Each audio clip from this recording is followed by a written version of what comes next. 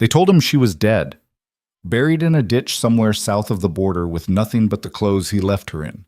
For 7 years, King Aldrich slept well believing that lie. Then came the longest night of the war, when the enemy army parted like a wound opening, and the woman standing at its center wore silver armor and a crown that made his look like tin. This is not a love story. This is what happens after love dies and the one you destroyed comes back stronger than God ever intended. Stay with me until the very end of this one. Drop your city name in the comments so I know where my people are watching from. And if this story breaks something inside you, hit that like button because you are going to need this community before it is over. Tishamams.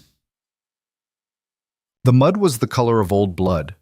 3 days of rain had turned the eastern front into a swamp that swallowed boots and buried the dead before anyone could count them. Torches guttered along the ridge where the king's war tent stood, its banners so heavy with water they hung like the tongues of dead animals. Inside, Aldrich stood over a table covered in maps he no longer believed. His generals had drawn victory lines across every one of them, blue arrows sweeping north, red circles around enemy positions that intelligence swore were weakening. But the truth was in the faces of the men who brought him reports. They would not look at him directly anymore. Marshal Draven was the first to speak. He was an old man with a face like a bag of broken stone, and he had fought for the crown since before Aldrich's father wore it. "We lost the 4th and 6th divisions at the river crossing," he said. "What is left of the 9th pulled back to the tree line, but they will not hold past dawn." Aldrich did not move. "How many?" Draven paused. "The number matters less than the fact that we cannot replace them, Your Grace. I asked you how many. 11,000. Give or take the ones we have not found yet." The silence in the tent was the kind that makes men aware of their own breathing. Aldrich pressed both fists against the edge of the table until the wood groaned. 11,000. 3 months ago, his standing army had been the largest on the continent. Now he was feeding boys and old men into the mouth of something that kept chewing. Captain Marin stood near the entrance, arms crossed. She was the youngest officer in the command, sharp-featured and blunt in a way that made the older generals despise her. She had earned her rank by surviving 4 engagements that killed everyone above her. That kind of promotion does not come with loyalty. It comes with clarity. "We keep talking about holding lines," she said, "but we have not once discussed who we are actually fighting, not what army, who leads it." Draven shot her a look that could curdle milk. "We know who leads it. The Viramont Empire sent its—" "No," Marin cut him. "We know what the scouts told us 6 months ago. Half of what they reported has been wrong. Their supply lines were supposed to collapse by autumn. Their morale was supposed to break after the siege of Thornwall. None of that happened. So either every piece of intelligence we have is worthless, or the person commanding that army is something we have never seen before." Aldrich raised his head. His eyes were red-rimmed, not from grief but from the kind of exhaustion that accumulates over years, not hours. "What are you suggesting, Captain?" "I am suggesting we stop planning around assumptions and start planning around the fact that whoever is across that field has outmaneuvered us at every single turn, and we do not even know their name." Draven slammed his palm on the table. "We know the Viramont Empress commands from the rear. She always has.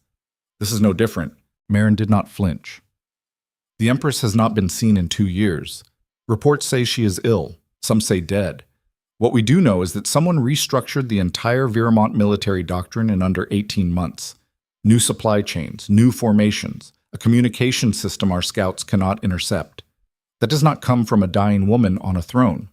That comes from someone young, hungry, and smarter than anyone in this tent." The words landed like stones in still water.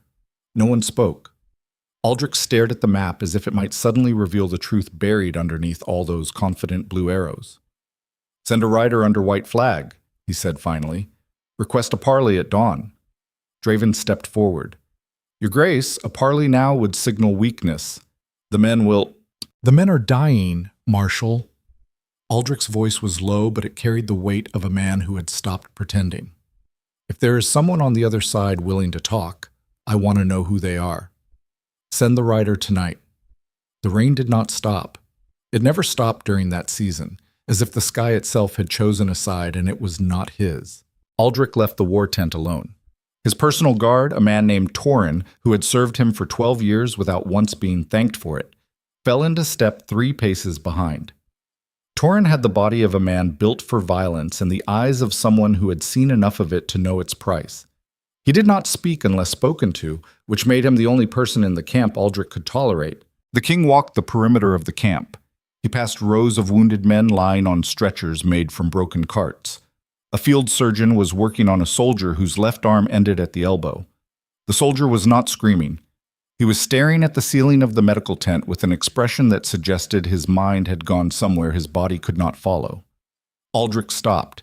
He watched for a long moment, then kept walking. He had been a different man once, or at least he told himself that story. The version of Aldrich who had taken the throne 7 years ago believed in things. He believed in the weight of a crown, meaning something. He believed that hard choices were what separated kings from common men. He believed that love was a weakness the powerful could not afford. That last belief had cost him everything. He just did not know it yet. The rider returned before dawn. Torin woke Aldrich in his tent, which was spare by royal standards. A cot, a trunk, a single lantern. The luxuries of the palace felt like memories from another life. They agreed, Torin said. Midfield at first light, no more than 5 on each side. Aldrich sat up. His body ached in places that had nothing to do with battle. He was 34 years old, but his joints moved like a man of 50. Years of campaign living, bad food, and the slow poison of guilt will do that to a body. Did the rider see anyone? Their commander. Torin hesitated. That was rare. The man had delivered death notices with less discomfort. He said their camp is unlike anything he has seen, Your Grace. Disciplined, clean, no drunkenness, no fighting among the ranks. Their wounded are in proper shelters with actual physicians, and when he asked who would be attending the parley, they told him their queen would come personally. Their queen. That is what they said, not their empress. Their queen. Their queen. Torin met his eyes. Your Grace, the rider also said something else. He said when he passed through their lines, every soldier he saw looked at him not with hatred, but with pity. Aldrich felt something move in his chest. Not fear exactly. Something older than fear. Something that had been sleeping in the deepest part of him for 7 years and was now turning over, pressing against his ribs like a fist. Get my armor, he said. The field between the 2 armies was a flat stretch of ruined farmland. Whatever crops had grown there were long gone, churned into the same brown muck that covered everything. A single oak tree stood near the center, split down the middle by lightning but still alive on one side. Someone had placed a table beneath it with 2 chairs, a gesture of civility in a landscape that had forgotten the word. Aldrich rode out with Draven, Marin, Torin, and a standard bearer whose hands shook so badly the banner trembled like a living thing. The morning air was cold and wet. Fog clung to the ground in patches so that the far side of the field appeared and disappeared like a memory trying to surface. They waited. Then the fog on the opposite side began to move. Not with the wind, against it. Horses emerged first, their riders sitting with the kind of stillness that comes from absolute discipline. 4 soldiers in dark armor flanked a 5th rider who sat slightly ahead. Aldrich's eyes found her before his mind could process what it was seeing. The rider in the center wore silver armor that caught the weak dawn light and turned it into something almost alive. A half cape of deep blue fell from one shoulder. Her hair was pulled back severely, revealing a face that time had sharpened rather than softened. High cheekbones, a jaw set in a way that suggested it had not unclenched in years, and eyes the color of winter rivers. He knew that face. He had kissed that face in gardens and in doorways and in the desperate hours before everything fell apart. He had held that face in his hands and whispered promises he never intended to keep. He had watched that face crumble in the torchlight of a palace corridor while soldiers dragged its owner away, and he did nothing. Celine. The name came out of him like a wound reopening, quiet, almost inaudible, but Torin heard it and his hand moved instinctively to the hilt of his sword. She dismounted with the economy of movement that comes from years of military life. No wasted gesture, no flourish. She walked to the table and stood behind one of the chairs, but did not sit. Her 4 soldiers spread behind her in a precise line. Aldrich could not move. His horse shifted beneath him, sensing the rigidity in its rider. Draven leaned close. Your Grace, we are expected. Aldrich dismounted. His legs felt like they belonged to someone else. He walked to the table and stopped on the opposite side. The distance between them was perhaps 6 feet, close enough to see the thin scar that ran from her left temple into her hairline. That was new. Close enough to see that her hands, which he remembered as soft and perpetually ink-stained from the poetry she loved to read, were now calloused and still. She looked at him the way a surgeon looks at an old wound. Clinical. Thorough. Without sentiment. "King Aldrich," she said. Her voice was lower than he remembered, steadier. The girlish warmth that once colored every word she spoke had been burned away, leaving something polished and hard like river stone. "You look tired." He opened his mouth and nothing came out. 7 years of believing she was dead, and here she stood, breathing the same air, wearing armor that fit her like she had been born to it. The world tilted beneath him. "Selene," he managed. She held up one hand. "That is Queen Selene of the Viremont Dominion. I did not ride through the night and cross a battlefield to hear my first name in your mouth. You lost that right a long time ago." The words hit him like a physical blow, not because of their cruelty. There was no cruelty in them. That was the worst part. There was nothing in them at all. She might as well have been correcting a clerk who misfiled a document. Draven stepped forward. "Your Majesty, we requested this parley to discuss terms for—" "I know why you requested it, Marshal." She did not look at Draven. Her eyes stayed on Aldrich. "You requested it because you are losing. Your 4th and 6th divisions no longer exist. Your supply line from the capital has been cut since last week, though I suspect your intelligence has not told you that yet. And the garrison at Milford, which you were counting on as a fallback position, surrendered to my forces 2 days ago." Silence. Draven's face went the color of old parchment. Aldrich finally found his voice.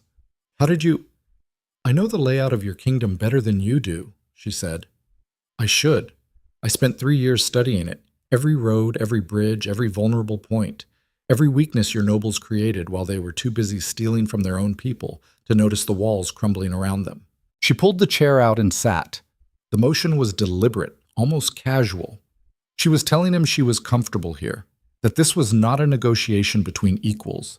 This was a formality she was extending out of something that was not quite mercy and not quite strategy, something in between. "Sit down, King Aldrich. We have much to discuss, and very little of it will make you feel better." He sat. His armor suddenly felt like it weighed twice what it should. Across from him, Selene placed both hands on the table.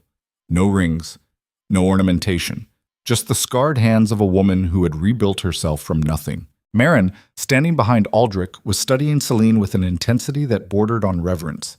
She had spent her entire career surrounded by men who commanded through volume and threats. The woman across the table commanded through the quiet certainty that she had already won and was simply deciding how much to take. "I will begin," Selene said, "because I suspect your people have not given you an honest assessment of your position in some time. Your kingdom has 7 weeks of grain reserves, possibly less depending on how much your court has been skimming. Your treasury is functionally empty. The mining operations in the northern provinces have been shut down by workers who have not been paid in 4 months. And there is a faction within your own council that has been in contact with my intelligence network for the past year, offering to deliver you in exchange for their own survival." Each sentence was a knife, not thrown in anger, placed with surgical precision. Aldrich felt the blood leave his face 1 degree at a time. "You are lying," he said, but his voice cracked on the second word and everyone present heard it. Selene reached into a leather folder one of her soldiers handed her. She placed 3 documents on the table and turned them to face him. Letters, sealed with the personal marks of 3 members of his inner council. The handwriting was unmistakable. "Lord Ashford," she said, tapping the first. "He offered to open the eastern gate in exchange for keeping his estates and title." She moved to the second. "Chancellor Greer. He has been feeding my people your military deployments for 8 months. His price was an ambassadorship." And this one. She paused on the 3rd letter, and for the first time something moved across her face. Not emotion exactly, a shadow of it. "High Commander Brandt, the man who commands your royal guard. He offered me you personally, bound and delivered to my camp. In exchange, he wanted the throne." Aldrich stared at the letters. He recognized every seal, every hand. These were men he had trusted, men he had elevated, men he had chosen over her. Draven snatched one of the letters and read it with eyes that grew wider with every line. His hands began to shake. "This cannot be genuine," he said. Brant has served the crown for... Brant has served himself for 20 years, Celine said, just as every man in your court has served himself. That is what happens when a king builds his power on betrayal. The rot starts at the top and works its way down until there is nothing left worth saving. The words were aimed at Aldrich, and they found their mark. She was not talking about Brant. She was not talking about Ashford or Greer. She was talking about a night 7 years ago when a young king chose his throne over the woman who would have died for him. "Why are you telling me this?" Aldrich said. His voice was barely above a whisper. "If you have this kind of advantage, you do not need a parley. You could take the capital in days." Celine looked at him for a long moment. The silence stretched until it became its own kind of language. "Because taking the capital by force means killing thousands of people who have done nothing wrong," she said. "Farmers, merchants, children, people who are already starving because of a war they did not start, and a king who could not protect them. I did not build an army to massacre the innocent. I built it to end the conditions that make massacres possible." The words hung in this cold air. Aldrich searched her face for the woman he had known, the girl who used to read poetry by candlelight and laugh at his terrible jokes and curl against his side during thunderstorms, because she claimed the noise frightened her even though he always suspected she just wanted to be close. That woman was gone, completely. What sat across from him was someone forged in a furnace he could not imagine. "What do you want?" he said. Celine tilted her head slightly, a gesture he did not recognize. It belonged to whoever she had become, not who she had been. "I want your unconditional surrender. I want the traitors in your court arrested and tried publicly so that your people can see the truth of who has been ruling them. I want the granaries opened immediately to feed the population. I want your army to stand down and submit to reorganization under joint command. And I want you to understand that these are not requests, these are terms. You have until sunset tomorrow to accept them." Aldrich felt something collapse inside him. Not his pride. That had been dying slowly for years, eaten alive by the same corruption Celine had just laid bare. What collapsed was the last illusion. The one that told him he was still in control, that he was still the protagonist of his own story. He was not. He had not been for a long time. "And if I refuse," he said, not because he intended to, because he needed to hear what she would say. Celine stood. She looked down at him, and for one instant, just one, he saw something flicker in those winter river eyes. Not love, not hate. Something far more devastating. Recognition. She saw him clearly. Every flaw, every failure, every cowardly choice. She saw all of it, and it changed nothing about what she was going to do. "If you refuse," she said, "then I will take your capital anyway. The difference is that my terms get more severe with every hour of unnecessary bloodshed. The people will be fed regardless. The traitors will be exposed regardless. The only variable is how much dignity you have left when this is over." She turned and walked back toward her horse. Her soldiers fell into formation around her with a precision that made Aldrich's own guard look like children playing at war. "Celine," he called out. The name escaped before he could stop it, before he could remember that he had lost the right to use it. She paused, did not turn around. "I thought you were dead." A beat of silence, then her voice carried back to him on the cold morning wind. "I was." She mounted her horse and rode back into the fog, and the fog swallowed her the way the world had swallowed her 7 years ago. Except this time, she was not running. She was not broken. She was not begging for him to look back. This time, she was the one leaving, and the distance between them felt like the kind that no amount of time or apology could ever cross. Aldrich sat at the table for a long time after she was gone. The fog thickened until he could barely see Draven standing 10 feet away. Marin approached cautiously and stood beside him. "You knew her," Marin said. "It was not a question." Aldrich did not answer immediately. His hands were flat on the table where the letters still lay. The evidence of his own court's treachery staring up at him in familiar handwriting. "A long time ago," he said. "Before she was this." Marin looked in the direction Celine had disappeared. "Before she was what, Your Grace?" "Before she was everything I was supposed to be." The ride back to camp was silent. Draven rode ahead, his face locked in the particular expression of a man whose entire understanding of the world has just been demolished. Marin kept pace with the king, but said nothing more.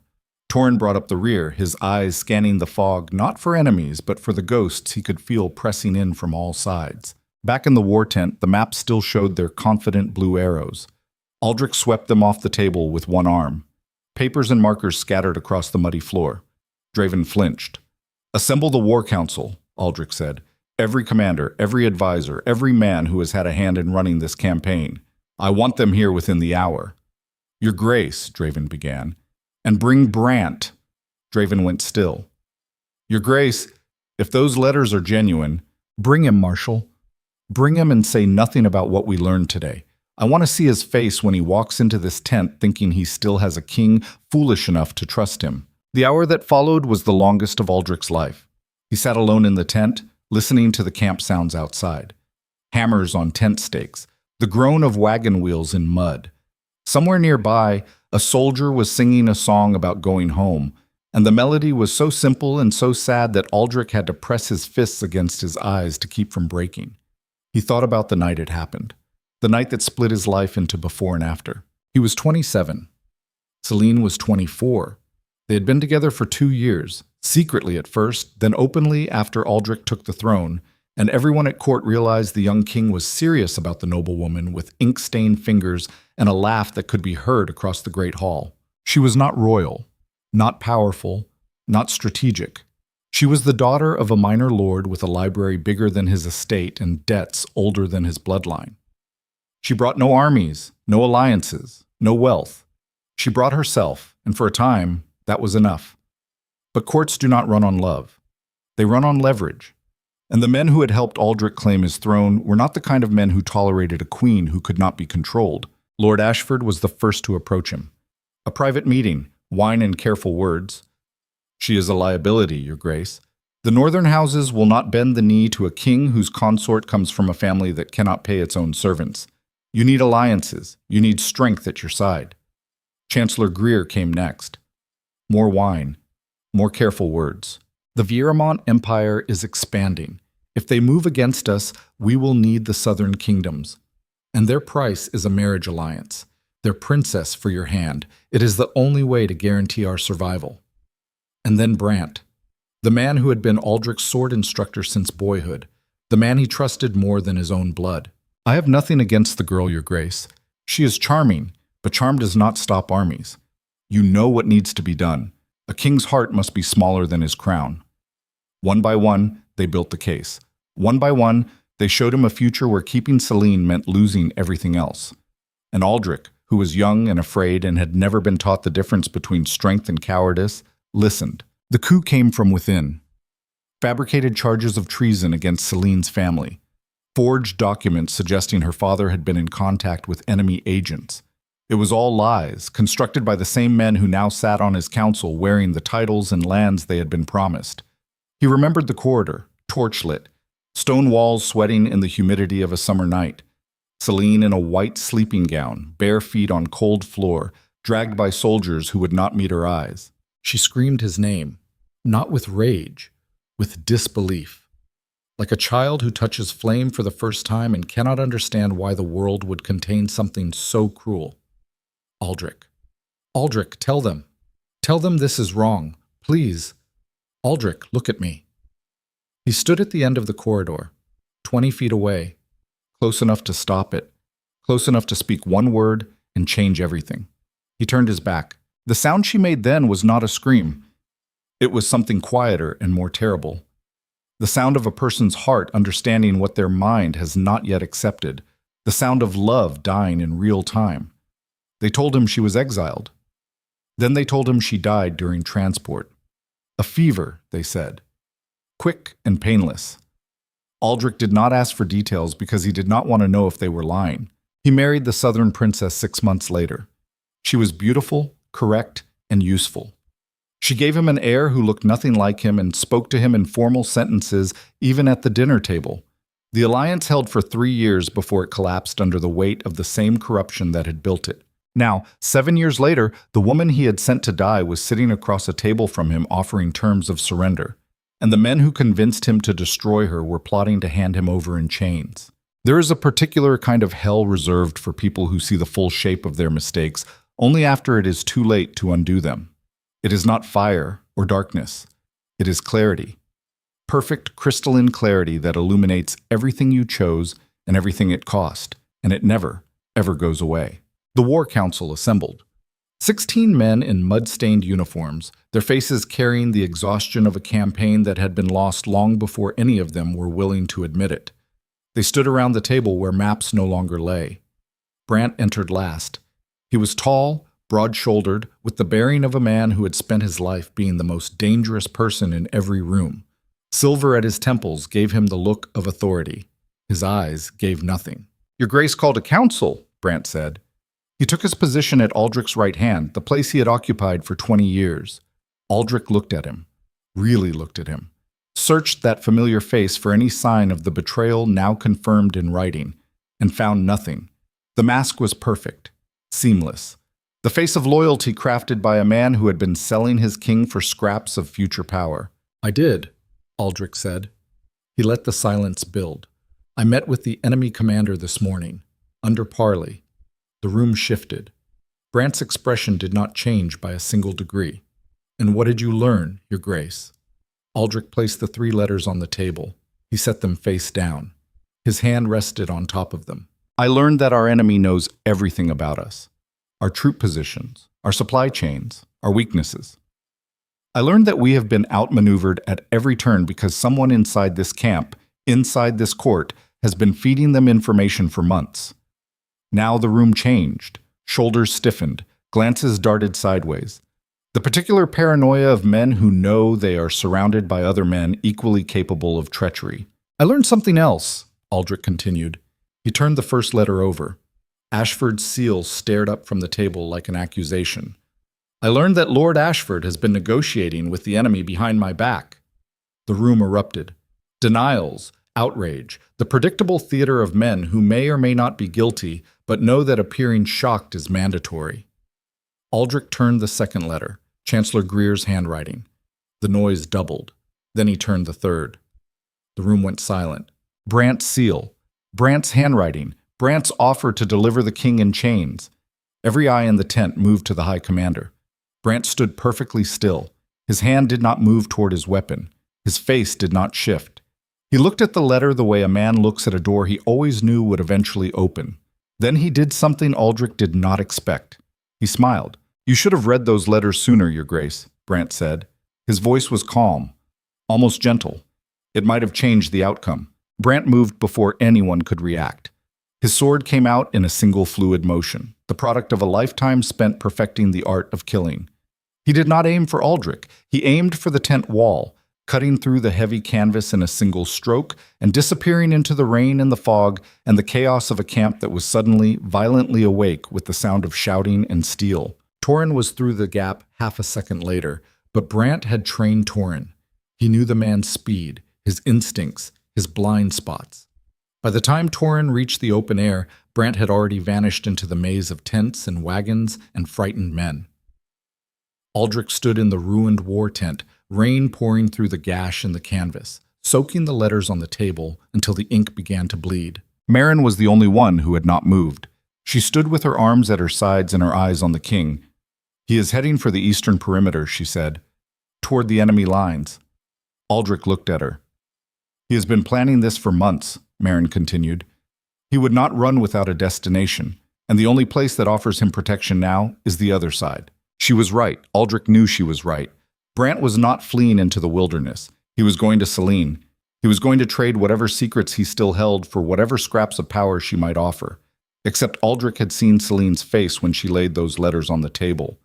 He had seen the shadow that crossed her expression when she revealed Brant's treachery. It was not the look of a woman who valued what Brant had to sell. It was the look of a woman who had already taken everything she needed and was showing her hand out of something that might, in another life, have been called compassion. The camp descended into controlled chaos.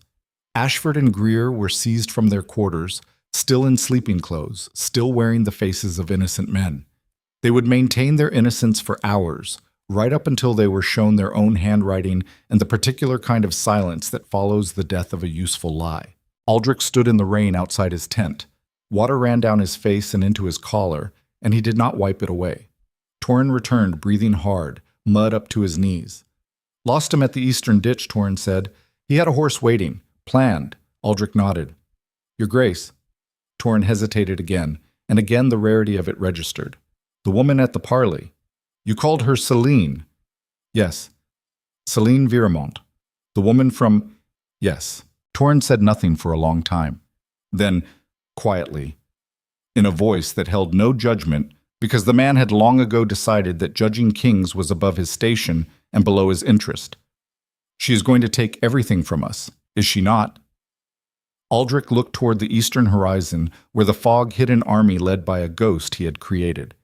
She already has, he said, somewhere beyond the fog, beyond the carefully ordered lines of an army that moved like a single living organism. Celine Viramont sat in her command tent reviewing reports by lamplight. The tent was austere. A campaign desk, a narrow cot, maps on every wall, annotated in her own hand with the kind of detail that turns geography into prophecy. General Hadris entered without announcement.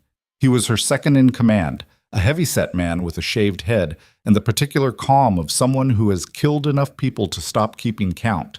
He had served the old empress and transferred his loyalty to Celine not out of sentiment, but out of the pragmatic recognition that she was the most dangerous person he had ever met. And standing beside dangerous people is safer than standing across from them. Brant crossed our lines 20 minutes ago, he said. He is requesting asylum and an audience. Celine did not look up from her reports. Celine, put him in a holding tent under guard, she said. Strip him of weapons. Give him water but no food. Let him sit for 6 hours. Then bring him to me. You do not seem surprised. I told Aldrich about the letters knowing exactly what would happen. Brant would run. He had nowhere else to go. Now he is on my side of the line, which means he is no longer on Aldrich's side of the line, which means the King's military command just lost its most experienced officer 12 hours before my deadline expires. Hadris studied her. In the 7 years he had known her, he had watched this woman transform from a shattered, half-starved refugee into the most formidable leader on the continent. He had watched her learn war the way other people learn language, with total immersion and absolute commitment. He had watched her absorb the old empress's ruthlessness and somehow refine it into something more precise, more controlled, more terrifying because it was never cruel without purpose. But he had also watched her on certain nights, when the lamp burned low and the camp was quiet, sit motionless at this desk and stare at nothing with an expression that made him understand she was seeing something far away and long ago, something she never spoke of, something that still lived in her despite everything she had built on top of it. You saw him today, Hadris said, at the parley. I did. And nothing.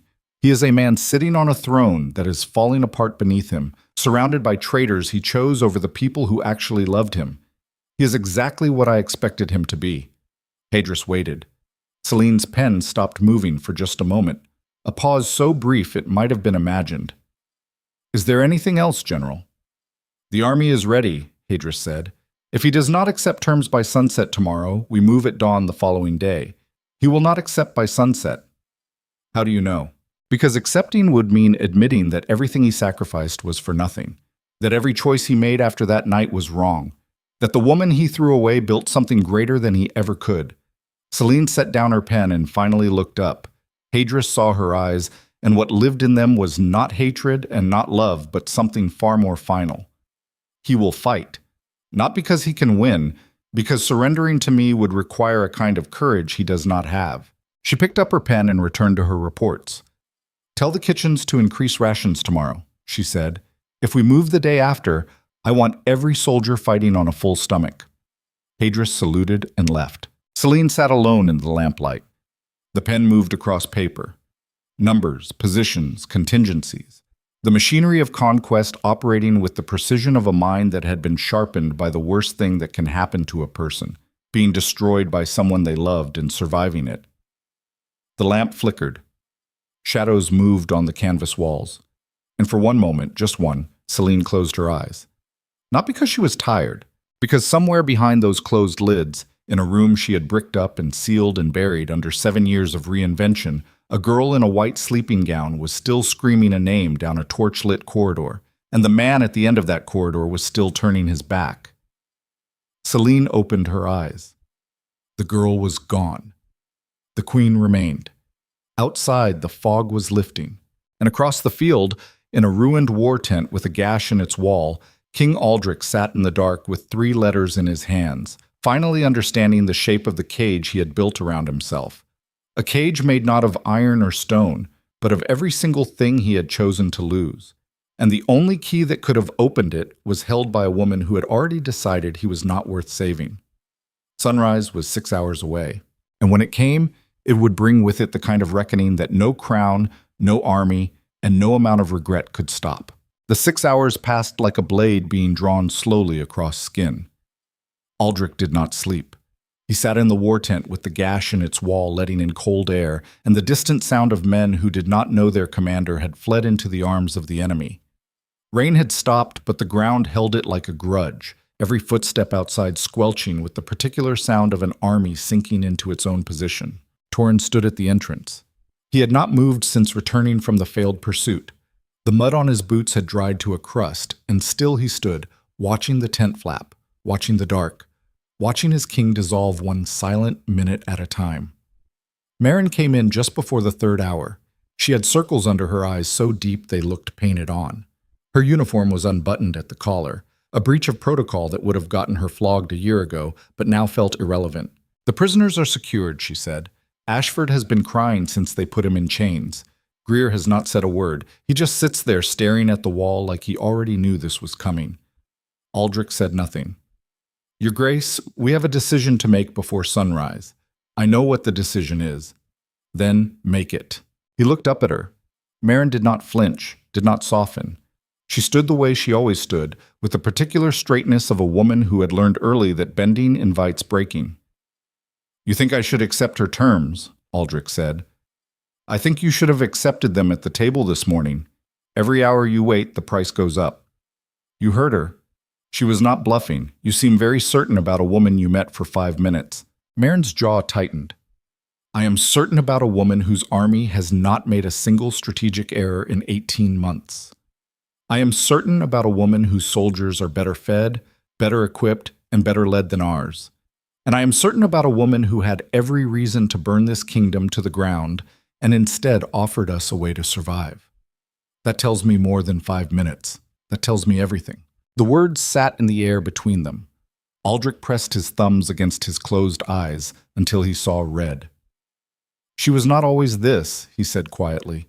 Merrin hesitated. Then, with a voice stripped of its usual sharpness, "What was she?" "She was someone who read poetry out loud and laughed at her own mistakes and believed that people were better than they proved to be. She was the only person in my entire life who looked at me and saw something other than a crown." "Then you should have kept her." The simplicity of it was devastating. 5 words that contained the entire architecture of his failure. Aldrich stood. His body moved with the mechanical quality of a man operating on something deeper than energy, something closer to the residual momentum of a life that has already ended but has not yet figured out how to stop. "Send a rider to her camp," he said. "Tell her I need more time." Merrin stared at him. "More time to do what?" "To think. There is nothing to think about. You accept or you condemn every person in this camp to—" "I am not accepting anything tonight, Captain." His voice snapped like a branch underfoot, hard and sudden and final. "Send the rider. Buy me until midday tomorrow. I will have my answer by then." Merrin held his gaze for 3 full seconds. In those seconds, Aldrich saw something move across her face that he recognized because he had seen it in Celine's eyes that morning. Not anger, disappointment. The specific disappointment of watching someone you need to believe in prove themselves unworthy of the effort. She saluted. The motion was technically correct and utterly devoid of respect. She left the tent, and the canvas flap swung behind her like the closing of a door that would not open again. Torrin cleared his throat. "Your Grace." "What?" "The men will know about Brant by morning. Word travels. When they learn their commander ran to the enemy, what little morale remains will collapse." Aldrich looked at his hands. The hands of a king, the hands that had signed execution orders and peace treaties and the document that sealed Celine's exile. Hands that had once held her face in the dark and told her she was safe. "Then we need to give them something else to think about before morning," he said. The rider returned at dawn. Celine had granted the extension. Midday. Not a minute more. The rider also carried a sealed note, which he handed to Aldrich with the particular expression of a man who knows he is delivering something terrible but cannot say so. Aldrich broke the seal. The handwriting was precise, economical, with none of the flowing loops he remembered from the letters she used to leave on his pillow. The note contained 3 sentences. I have extended your deadline as a courtesy to the soldiers in your camp who deserve better than what you have given them. At midday, my terms will be presented one final time with no amendments. This is not a negotiation. It is a mercy I am choosing to offer once. He read it 4 times. Each time the word mercy landed harder, not because it was cruel, because it was accurate. She was showing mercy, and the fact that she could show mercy to the man who destroyed her was proof of a strength he could not comprehend. Marshal Draven found him outside the tent, standing in the gray morning light with the note in his hand. The old marshal looked like he had aged 10 years overnight. His uniform was clean because Draven was the kind of man who polished his boots while the world burned, but his face told a different story. The skin around his eyes was loose and dark. His mouth was a line drawn by someone who had run out of things to say. I owe you an apology, Your Grace, Draven said. Aldrich looked at him. I should have seen it. Brant, Ashford, Greer. I was so focused on the enemy outside the walls that I missed the ones inside. That is my failure. I take full responsibility. Aldrich almost laughed. The sound that came out was not quite laughter and not quite anything else. It was the noise a man makes when the concept of responsibility has become so absurd that the word itself sounds like a foreign language. Responsibility, Aldrich repeated. You want to talk about responsibility.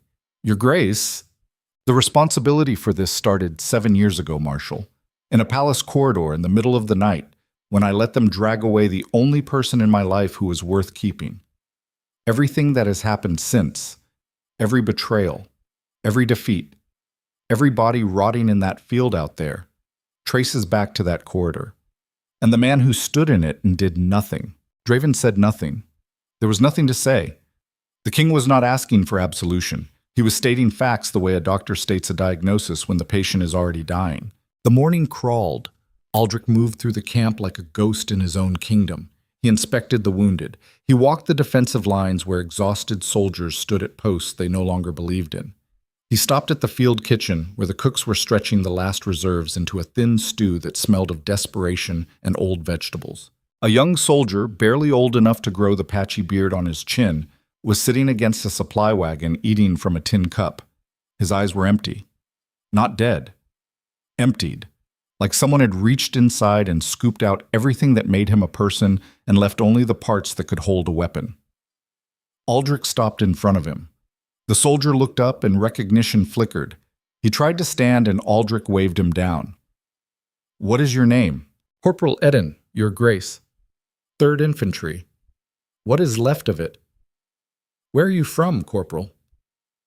Milford. The soldier's voice caught on the word. My family is there. Was there. I do not know if they...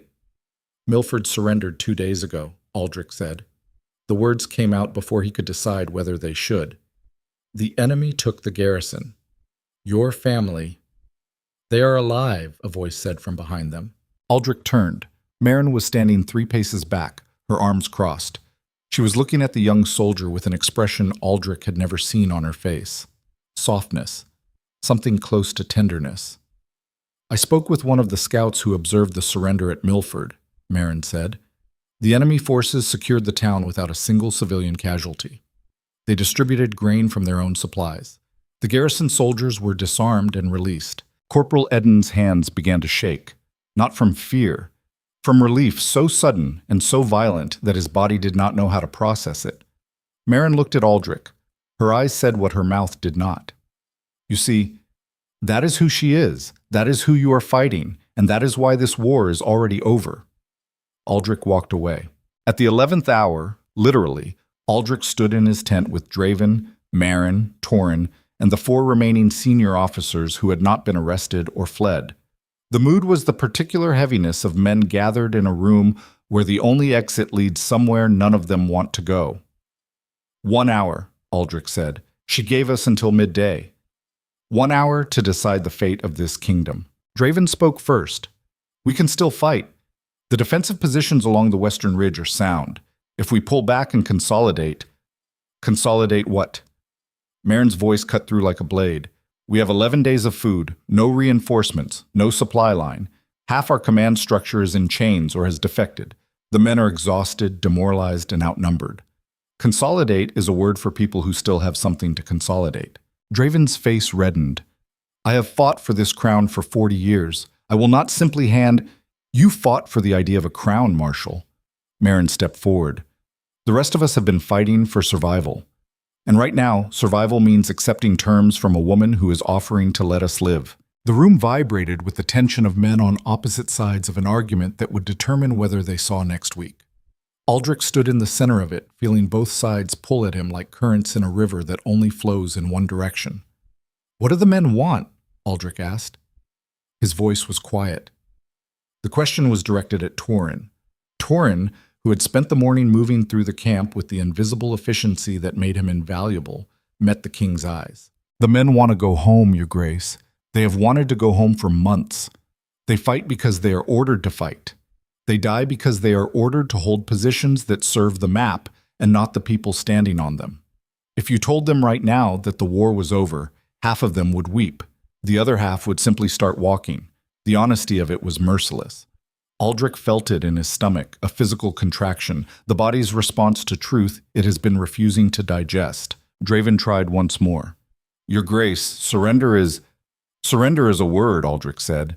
He looked at Draven, and the old marshal saw something in his king's eyes that silenced him more effectively than any order. Just a word.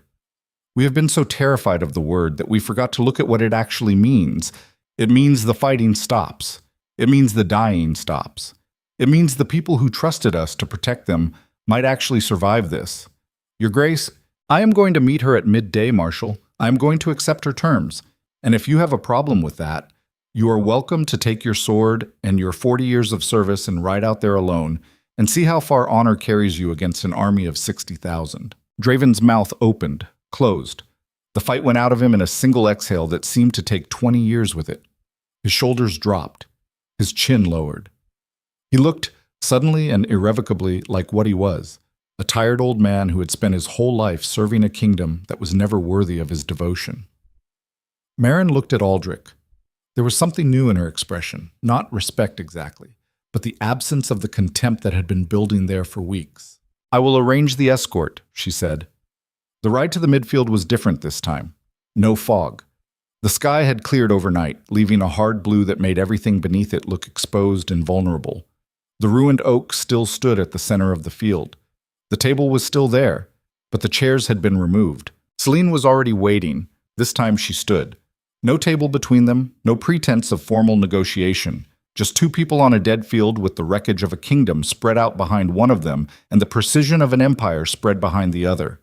She wore the same silver armor. The blue half-cape moved slightly in the wind. Her face was unreadable. Behind her, Hadris stood with 6 soldiers in a line so perfect it looked carved from stone. Aldrich dismounted. He was aware of every step he took toward her. 12 steps. He counted them. 12 steps across mud that had been soaked in the blood of men who died for a war that began in a palace corridor at midnight. He stopped at the distance she had established at their first meeting. 6 feet. The exact distance between two people who once shared everything and now share nothing. You know why I'm here, Aldrich said. Celine studied him. Her eyes moved across his face the way eyes move across a document that has already been read and understood, checking only for anything that might have changed, finding nothing. Say it. He felt the words gather in his chest. They were heavy, physical things, lodged behind his sternum like fragments of something that had broken inside him years ago and only now were working their way to the surface. I accept your terms. Unconditional surrender. The traitors will be tried publicly. The granaries will be opened. My army will stand down. Celine did not react. No triumph, no satisfaction, no relief. She stood the way a mountain stands when a storm finally passes. Unchanged, present, immovable.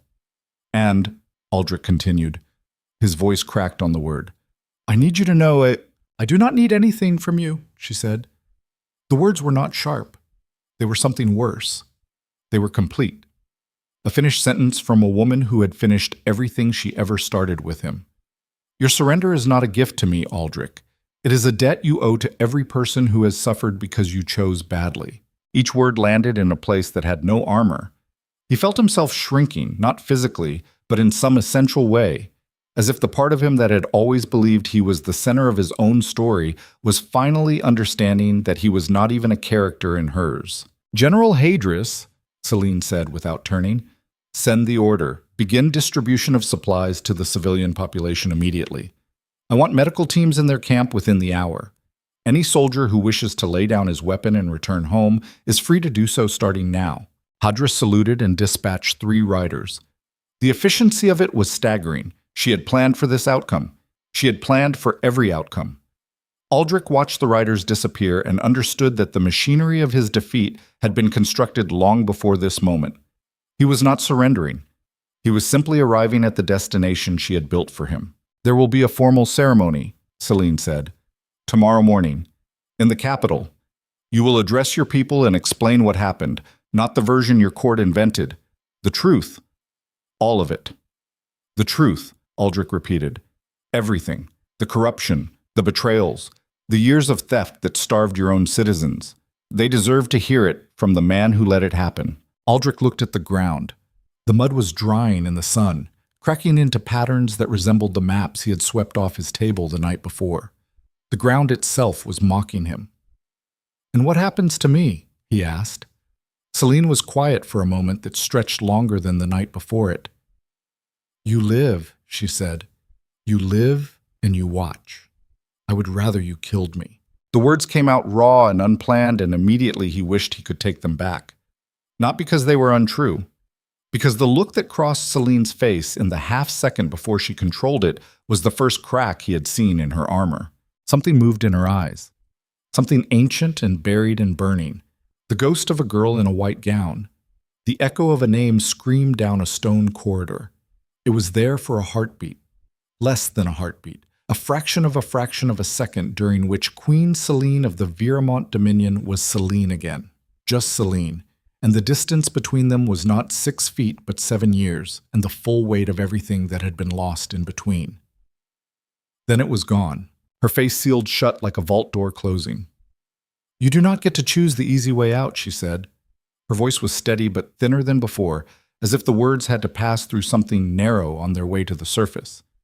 "You chose this, every piece of it, and now you will sit with what you built until it crushes you. That is not cruelty.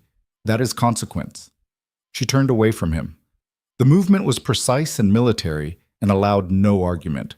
"General Hadris will oversee the disarmament. Your soldiers will be treated with dignity.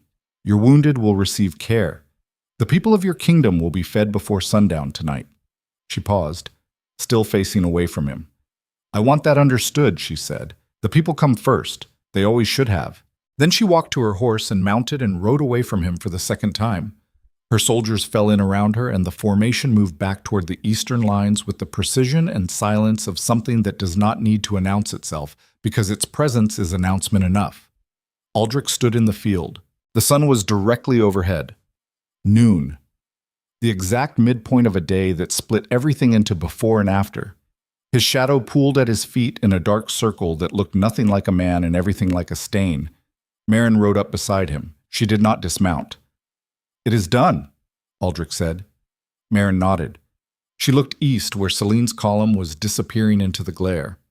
"For what it is worth, Your Grace," she said, "that is the most impressive human being I have ever seen." Aldrich said nothing. There was nothing to say that would not sound like grief. The disarmament began within the hour. Hadris arrived at the camp with 200 soldiers and a supply convoy that stretched back half a mile. Wagons full of grain, medical supplies, clean water, blankets. The enemy army was feeding Aldrich's soldiers before Aldrich's own logistics could process what was happening. The reactions in the camp were not what he expected. He expected resistance, shame, the particular fury of men told to lay down their weapons before an enemy they had been taught to hate. Instead, what he saw was something that destroyed him more thoroughly than any battle ever could. Relief. They were relieved. Men who had fought and bled and watched their friends die walked to the collection points and surrendered their swords with the faces of prisoners being released. Some of them were crying. Not the dramatic weeping of stage plays and ballad songs. The quiet, ugly crying of men who have been holding something inside them for so long that its release feels less like emotion and more like internal organs finally unclenching. Corporal Eden was among the first. He placed his weapon on the pile and stood there for a moment, looking at the collection of steel and leather and wood that represented everything the army had been and would never be again. Then he turned and walked toward the road that led to Milford.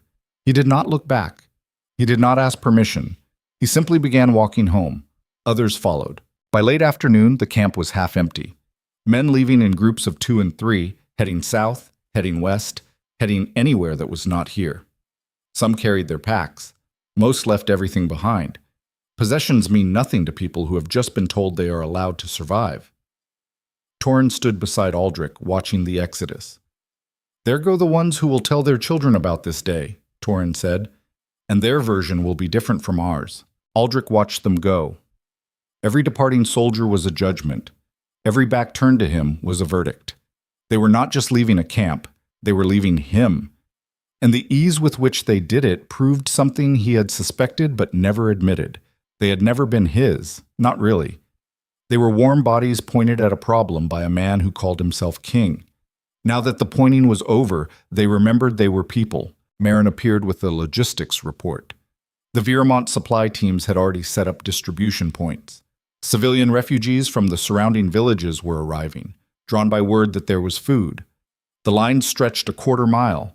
Women with hollow faces and children with bloated stomachs, and old men who moved with the particular slowness of people who have been hungry so long their bodies have started eating themselves. Celine's soldiers distributed everything with an efficiency that bordered on mechanical. No favoritism, no corruption, no skimming.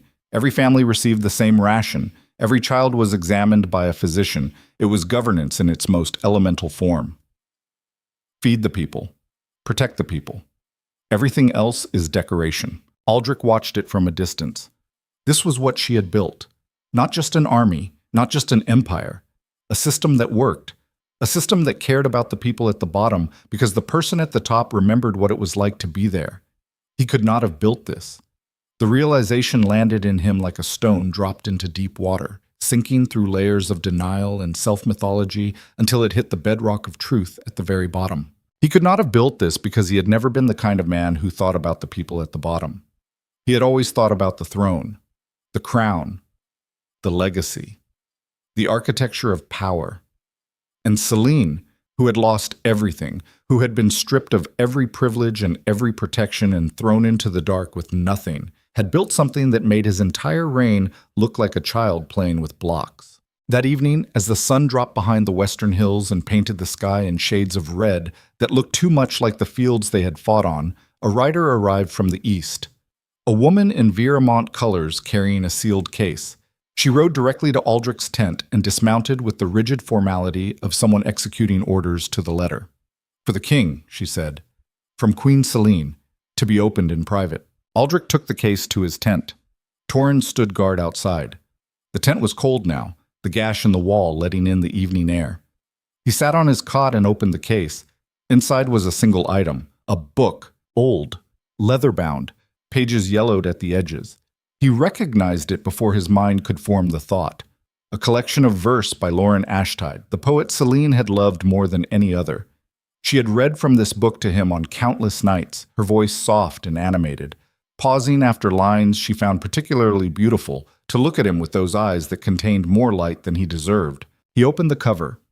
On the first page, in handwriting he recognized from a lifetime ago, from before the Queen, from before the war, from before everything, was an inscription. To Aldrich.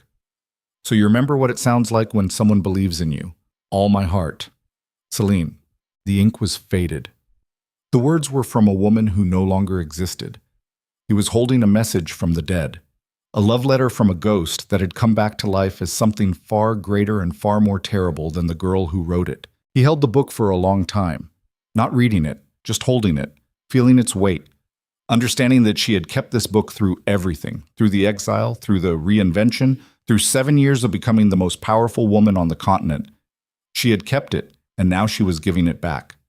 Not as a gesture of love, as a return. The way you return a coat to someone after you no longer need it to keep you warm. He closed the book, set it on the cot beside him, stared at the canvas wall. Outside, the camp was quiet. The army was dissolving. The kingdom was ending. And somewhere to the east, a woman who had once loved him with her entire soul was preparing to ride into his capital and dismantle everything he had built. Tomorrow. The capital. The truth. He would stand before his people and tell them what he had done. Not just the war, not just the corruption, everything. The corridor, the white gown, the screaming, the choice that started the chain of catastrophes that led to this exact moment. And they would look at him the way Celine looked at him this morning, not with hatred, with something final. The expression of people who have seen the full measure of a man and found it insufficient. He lay back on the cot. The book rested beside his head like a second heartbeat, and its pages smelled of dust and old ink and a world that died the night he turned his back in a torch-lit corridor and chose the crown over the only person who ever made wearing it mean something. Miles to the east, in the command tent of the Viramont army, Celine sat at her desk with her hands flat on the wood. Hadris had left an hour ago. The reports were filed. The orders were dispatched. Everything was in motion. She was alone. On the desk, in the space where the book had rested for 7 years, there was a rectangular outline in the dust. A small, precise absence. The shape of something removed. She looked at it for a long time.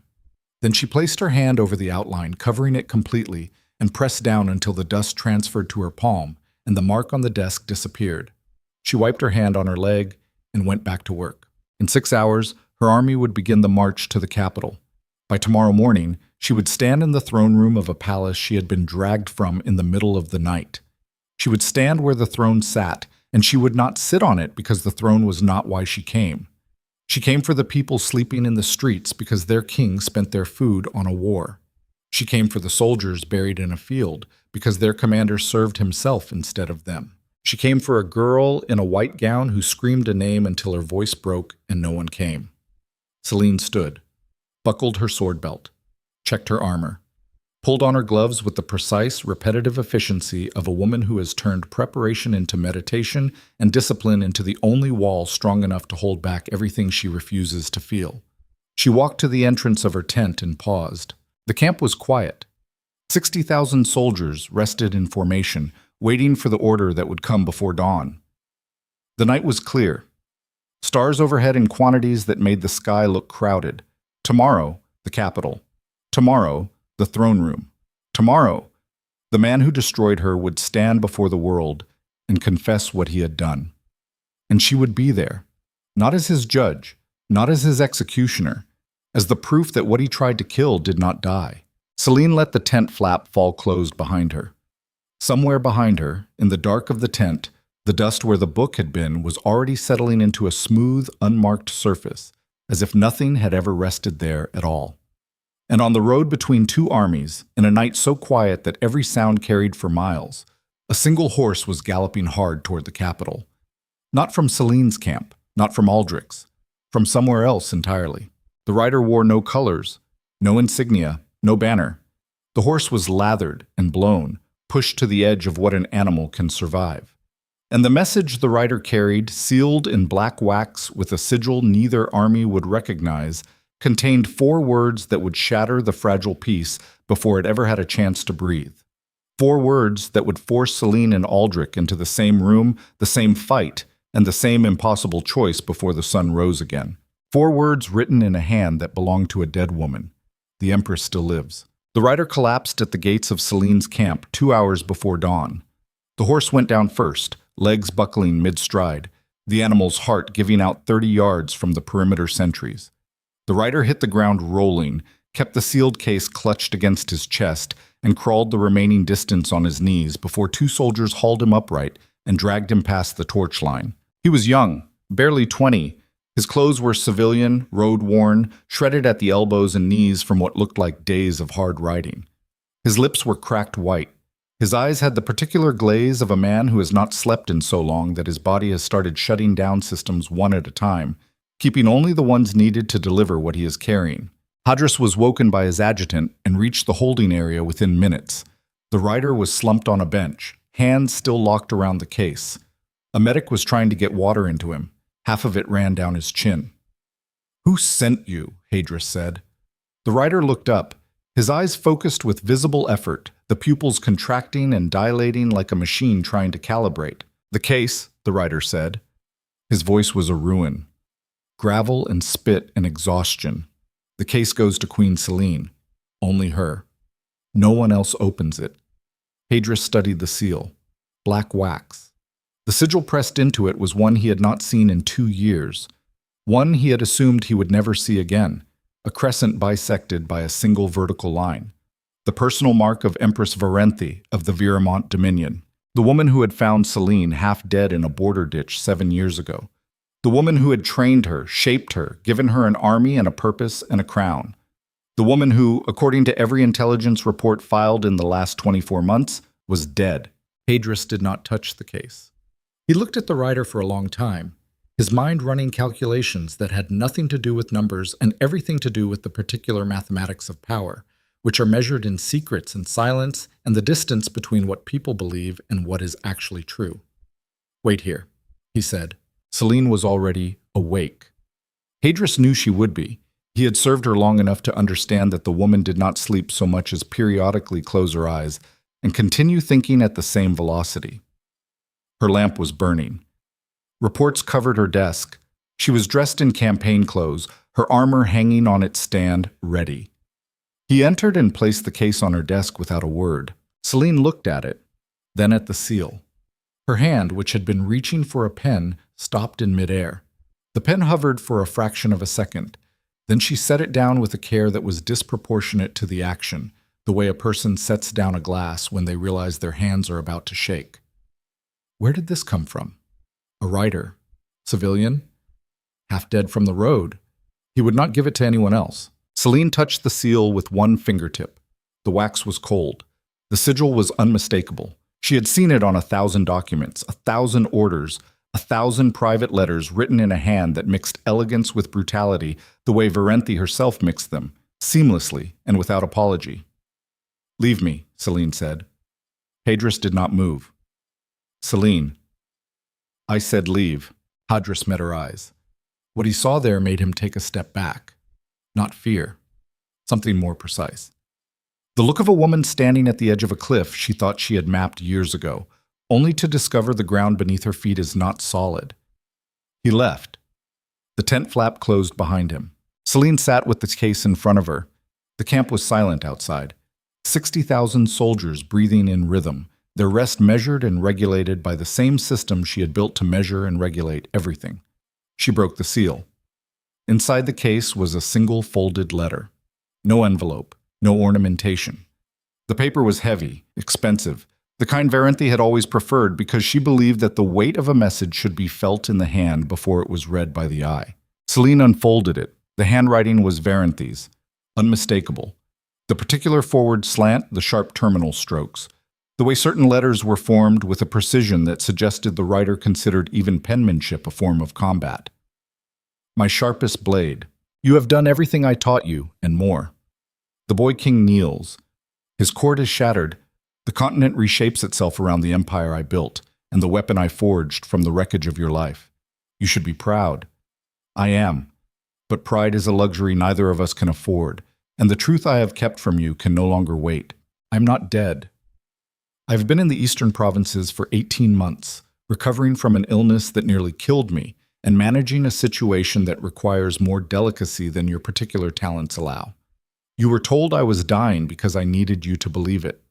A queen who thinks she rules alone rules with a ferocity that a queen who knows she serves cannot match. You have proven this beyond my highest expectations. Now I need you to understand what happens next. The war with Aldrich's kingdom was never about territory. It was never about justice. It was about economics. His kingdom sits on the only viable trade route between the eastern mineral deposits and the western ports. Controlling that route doubles our imperial revenue within 3 years. Everything else, the corruption you exposed, the people you fed, the moral architecture you built, was useful. Necessary, even. But it was always in service of the route. Your surrender terms are inadequate. Aldrich's kingdom must be dissolved entirely. Its population must be absorbed into the imperial structure. Its former nobility must be eliminated, not merely tried. and Aldrich himself must be executed publicly to prevent any future rallying point for resistance. You will receive my emissary, Lord Castellan Voss, within 2 days. He carries my authority and my seal. You will defer to his judgment on all matters regarding the final disposition of the kingdom and its people. The mercy you have shown is admirable but unacceptable. It ends now. Do not mistake this for ingratitude. You are the finest instrument I have ever shaped, but an instrument does not choose when to cut. That decision belongs to the hand that holds it. With the deepest affection and the highest expectations. Varentha. Celine read the letter twice. The second reading was slower. Not because comprehension required it, but because the mind has a way of resisting information that dismantles the ground it stands on. Each sentence was a structural beam being pulled from a building she had spent 7 years constructing, and by the time she reached the end for the second time, the building was swaying. She placed the letter on the desk, flattened it with both palms, pressed down until the paper was perfectly smooth against the wood. Then she stood up so fast the chair hit the ground behind her. Her breath came in short, controlled bursts. Not panic. Celine did not panic. Her body did not know how to panic anymore because Varentha had trained that response out of her in the first year, replacing it with something colder, something that looked like calm from the outside, but was actually the controlled burn of a mind processing threat and response at a speed most people reserve for running from fire. The tent felt smaller, the canvas walls pressed in, the lamp threw shadows that moved in ways she could not control, and something about that, the inability to control the shape of light in her own space, made her jaw lock so tight she felt the pressure in her temples. She thought about Milford, the garrison she had taken without a casualty, the grain she had distributed, the children she had ordered her physicians to examine because she remembered what it felt like to be small and hungry and invisible to the people who were supposed to care. Economics, trade routes, revenue. She thought about the speech she had prepared for tomorrow, the one where she would stand in Aldrich's throne room and tell his people that the era of exploitation was over, that they would be governed fairly, that their lives mattered more than the machinery of empire. An instrument does not choose when to cut. She thought about Varentha, the woman who had pulled her from a roadside ditch, fevered and delirious and missing 3 fingernails from clawing at the walls of the cell they had thrown her in before dumping her at the border. The woman who had sat beside her bed for 6 days while the fever burned through her, spooning broth into her mouth, pressing cold cloths to her forehead, speaking to her in a low, constant voice that said, "You are not nothing. You are not broken. You are raw material, and I will teach you what you can become." She thought about the years of training, the strategy sessions that lasted until her eyes bled, the combat drills that left her bruised from collar to knee, the history lessons where Varentha mapped every empire that had ever risen and fallen and made Celine trace the exact moment each one lost its grip on power and explain why. Every lesson, every kindness, every word of praise, every moment where she felt seen and valued and real after years of being treated as disposable. All of it. Every single piece of the foundation Varentha had built beneath her was reframing in real time, each memory now carrying a second meaning she had been too grateful to see. "You were told I was dying because I needed you to believe it." Celine picked up the chair, set it upright, sat back down, placed her hands on the desk, noticed they were trembling, watched them tremble the way a surgeon watches an instrument malfunction, with clinical attention and the understanding that the problem must be solved before work can continue. She made fists, held them, released. The trembling stopped. Hadris was outside the tent. She could hear his weight shifting from one foot to the other, the subtle sound of a large man trying to be patient. She picked up the letter and read it a 3rd time. This reading was different. The first 2 had been the reading of a woman absorbing a blow. The 3rd was the reading of a strategist cataloging the dimensions of the cage she had just discovered she was standing in. The cage had walls. Varentha's authority over the empire was absolute. The military structure Celine commanded had been built on Varentha's foundations, staffed with Varentha's loyalists, supplied through Varentha's networks. If Varentha was alive, then the chain of command Celine had assumed was hers was actually a leash she had been holding by the wrong end. The cage had a floor. Lord Castellan Voss. Celine knew the name. A man who had served Varentha for 30 years. a man famous for the particular efficiency with which he dismantled conquered populations. Cities that resisted were not just defeated under Voss. They were erased, their populations scattered, their buildings demolished, their names removed from maps. He called it integration. Everyone else called it what it was. The cage had a ceiling, the execution order for Aldrich, public, permanent. The elimination of a man Celine had specifically chosen to keep alive because killing him would make him a martyr and spare him the weight of his own choices. Varenthy was overriding all of it. Every merciful calculation, every strategic decision that balanced power with decency, every choice Celine had made that distinguished her rule from the empires that came before. All of it swept aside by a letter from a woman who viewed mercy as a phase to be outgrown. Celine called Hadris in. He entered and saw her face, and whatever he was planning to say died on his tongue. He had served under Varentha for 15 years before transferring his loyalty to Celine. He knew the look of a person who has just been informed that the world is not the shape they thought it was.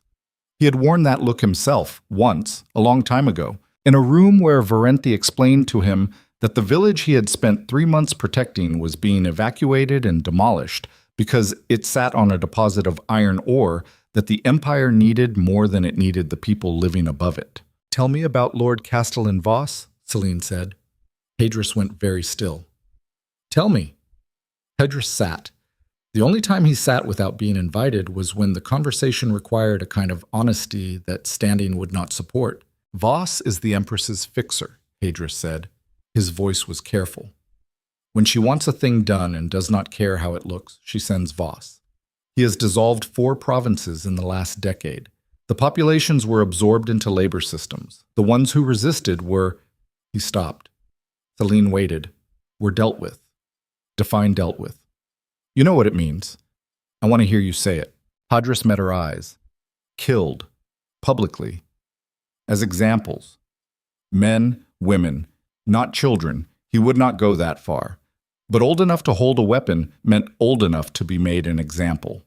Celine's expression did not change, but something behind her eyes shifted, a geological movement, deep and slow and irreversible, like tectonic plates realigning beneath a surface that shows no crack. "She is alive," Celine said. "Varenthy is alive, and she has been directing us from the shadows for 18 months. Hadris blinked. Once. The only visible reaction, but it contained everything. Surprise, understanding, recalculation, and beneath all of it, the particular exhaustion of a man who thought he was done being shocked by the behavior of powerful people. "She faked her death," Celine continued. "She let me believe I was ruling alone because a queen who thinks she is free fights harder than one who knows she is controlled." Her words, not mine. The tent was silent. Outside, the camp stirred with the first sounds of an army preparing to march. Metal on metal. Orders called in low voices.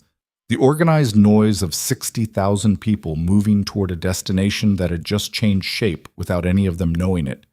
Hadris spoke slowly. "Voss will arrive in 2 days." "Yes." "With the Empress's authority." "Yes." "And his orders are to dissolve the kingdom entirely. Eliminate the nobility, execute Aldrich." "Yes." Hadris leaned back. He rubbed one hand across his shaved scalp, a gesture Celine had seen him make exactly twice before, both times in situations where the available options ranged from bad to catastrophic. "What do you want to do?" he asked. The question hung in the air. It was the simplest question in the world and the most complicated. What do you want to do? As if wanting was still possible. As if the woman sitting at this desk still had the luxury of desire. Celine looked at the letter, at Varenthy's handwriting, at the word instrument and the word affection sitting in the same sentence, the same paragraph, as if they were compatible. As if you could love a tool. As if calling someone your sharpest blade was a compliment rather than a confession that you never saw them as a person. She thought about the corridor, Aldrich's corridor, the one she had been dragged through at midnight while the man she loved stood at the end and turned his back. She had spent 7 years using that memory as fuel. Every time she was exhausted, every time the training broke her, every time the politics of empire made her want to scream, she went back to that corridor and drew from it the particular energy that only betrayal can generate, the white-hot certainty that she would never, never Never be that vulnerable again. And now here she was, standing in a different corridor, a different kind of betrayal. Not the abandonment of a lover, but the revelation that the savior who pulled her from the wreckage was the same kind of creature as the man who put her there. Different methods, different words, same architecture. Use a person until they have served their purpose, then remind them who holds the leash. Celine's hands were flat on the desk. She spread her fingers, pressed down, felt the wood grain against her skin. Solid, real, present. The people I promised to protect, she said.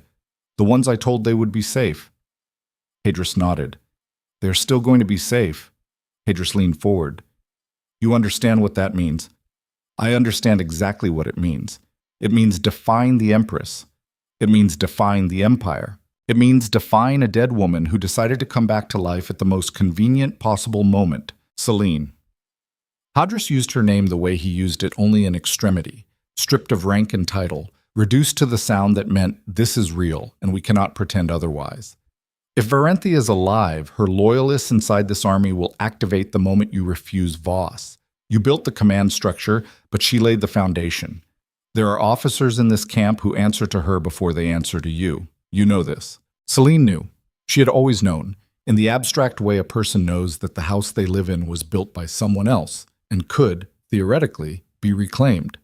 The abstract had just become concrete. How many? She said. Hadris was quiet for too long. How many, General? Of the 12 division commanders, I trust 7 without question. 2 are uncertain. 3 served under Voss before they were assigned to you. 3 out of 12.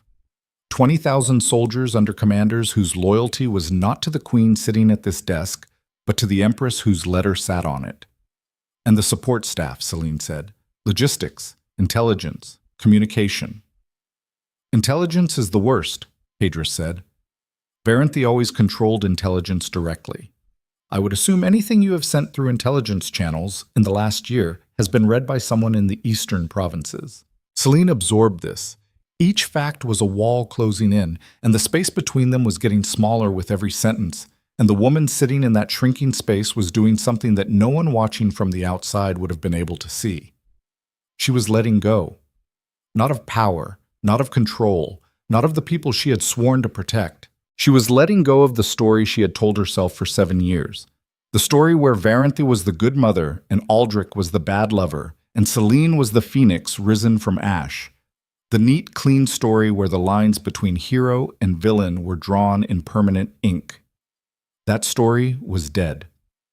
Killed by a letter written in a hand she had once trusted more than her own. What replaced it was not anger. Anger was too simple. Anger was what she had felt in the corridor. This was something else. This was the cold, clear understanding that she had never been free. Not when Aldrich held her, not when Varenthia saved her. She had been passed from one set of hands to another, and each set had closed around her with a grip that felt like love but was measured in utility. The only hands that had never betrayed her were her own. Call a meeting, Celine said. The 7 commanders you trust. Private. Now. No records. No intelligence officers present. No aides. Hadris stood. And General. He turned. When Brant asks to see me, which he will within the hour, bring him. I have questions for the man who sold one king, and I want to see his face when he realizes he is about to be caught between 2 empires with no one left to sell to. Hadris left. Celine sat alone. The letter lay on the desk. She did not fold it, did not put it away. She left it open, exposed, the words facing upward like a wound that needs air before it can scar. The 7 commanders arrived within 20 minutes. They filed into the tent with the expressions of people summoned from their beds at an hour that promises nothing good. They stood in a loose semicircle around the desk and waited. Celine told them. She told them everything. The letter, Varenthia, Voss, the true purpose of the war, the trade route, the dissolution order, the execution order. She laid it out the way she laid out battle plans, with precision and completeness, and without any attempt to soften what it meant. She watched their faces as the information landed. 7 faces processing the same revelation at different speeds. Some went pale, one went red. 2 showed nothing, which told her more than the reactions of the other 5. When she finished, the silence was absolute. A woman named Commander Lyra spoke first. She was the youngest of the 7, sharp-boned, with a scar across her throat that she had earned at the siege of Thornwall and wore like a second-rank insignia. "If we refuse Voss," Lyra said, "the 3 loyalist commanders will turn their divisions against us." "Yes," Celine said, "that is 20,000 soldiers, approximately, fighting 20,000 of our own people while simultaneously managing a civilian population and a dissolved enemy army." "Yes, and the Empress herself may intervene directly if her authority is challenged. That is possible." Lyra looked around the tent, then back at Celine. "What is the alternative? We follow Voss's orders. We watch him dismantle a kingdom we just promised to protect. We execute a man we gave our word would live. We become the thing we told ourselves we were not." Celine said nothing. She let the silence do the work. The silence of a woman who has placed every card on the table and is waiting to see which direction the people around her will jump. An older commander named Breck, heavy-set, steady, with the particular stillness of a man who has made enough hard decisions to know that the hardest ones feel calm, spoke next. "You're asking us to commit treason against the empire we swore to serve." Celine met his eyes. "I'm asking you to decide what you serve, a title or a principle, an empire or the people inside it. Because I have spent 7 years believing those were the same thing, and as of tonight, I know they are not." Breck held her gaze. Then he nodded. Not enthusiastically. Not with the dramatic conviction of a man in a ballad. With the tired, resolute nod of someone who has been given a choice between 2 kinds of destruction and has chosen the one he can live with. One by one, the others followed. Some quickly. Some after long pauses where the calculation of survival wrestled with the calculation of conscience. But they followed. All 7. Celine looked at them and felt something she did not have a word for. It was not gratitude. It was not relief. It was the particular sensation of discovering that the foundation you are standing on, the one you built yourself, holds weight even when the ground beneath it shifts. The tent flap opened. Hadris entered with Brant. The former High Commander of Aldrich's Royal Guard looked diminished. Not physically. He was still tall, still broad, still carrying the body of a man built for authority. But something behind his eyes had gone flat. The intelligence was still there, but it had lost its direction. A compass with no north. He was escorted to the center of the semicircle and left standing there. 7 commanders and a queen arranged around him like the walls of a room with no door. Celine studied him. The man who had trained Aldrich's personal guard, the man who had helped orchestrate her exile, the man who had then sold his king to the highest bidder and fled across enemy lines expecting asylum. "You came to me looking for protection," Celine said. "You offered your knowledge of Aldrich's defenses in exchange for safety and position." Brant said nothing. His eyes moved around the tent, registering the number of people present, the absence of intelligence officers, the sealed entrance. A man who has spent his life reading rooms, reading this one, and not liking the text. "Tell me about Varenthi," Celine said. Something moved in Brant's face. A twitch. Involuntary. The kind of micro-expression that a lifetime of deception can suppress in conversation, but cannot control when hit with the unexpected. "The Empress is dead," Brant said. His voice was steady, but his left eyelid pulsed once, a flutter so small it would have been invisible to anyone not trained to look for it. "Try again," Celine said. Brant looked at her. Really looked. And in that look, a recalculation occurred. Celine could see it happening the way you can see a machine change gears, the momentary pause, the click, the shift to a new operating speed. "What do you already know?" he said. "I know she is alive. I know she has been directing the empire from the eastern provinces. I know she placed loyalty agents inside my army and used my intelligence network as a surveillance system. What I do not know is what you know. So talk." Brant was quiet for a long time. The tent was hot with bodies and lamp heat and the particular temperature generated by people under extreme stress. Sweat beaded on his forehead. His jaw worked as if chewing something that would not break down. "I was in contact with Varenthi's people for 3 years," he said. "Not your people? Hers, directly. Through channels that bypassed your intelligence network entirely." The room tightened. 7 commanders shifted. Hadris placed a hand on his sword hilt, a motion that was more instinct than intent. "She approached me," Brant continued, "through an intermediary. Before the war started. She told me exactly how the war would go, how Aldrich's kingdom would weaken, how his court would fracture. She told me to accelerate the process from the inside. Feed information to your army, yes, but the real purpose was not military intelligence. It was political destabilization. She wanted Aldrich's kingdom to collapse from within so that when you arrived, there would be nothing left to save. Only things to absorb. Celine felt each sentence like a blade entering at different angles. Not the pain of being cut, but the cold, structural understanding of how many blades there were and how long they had been positioned around her without her knowledge. "And when did she tell you about the trade route?" Celine asked. Brant blinked. That was all. One blink, but it confirmed everything.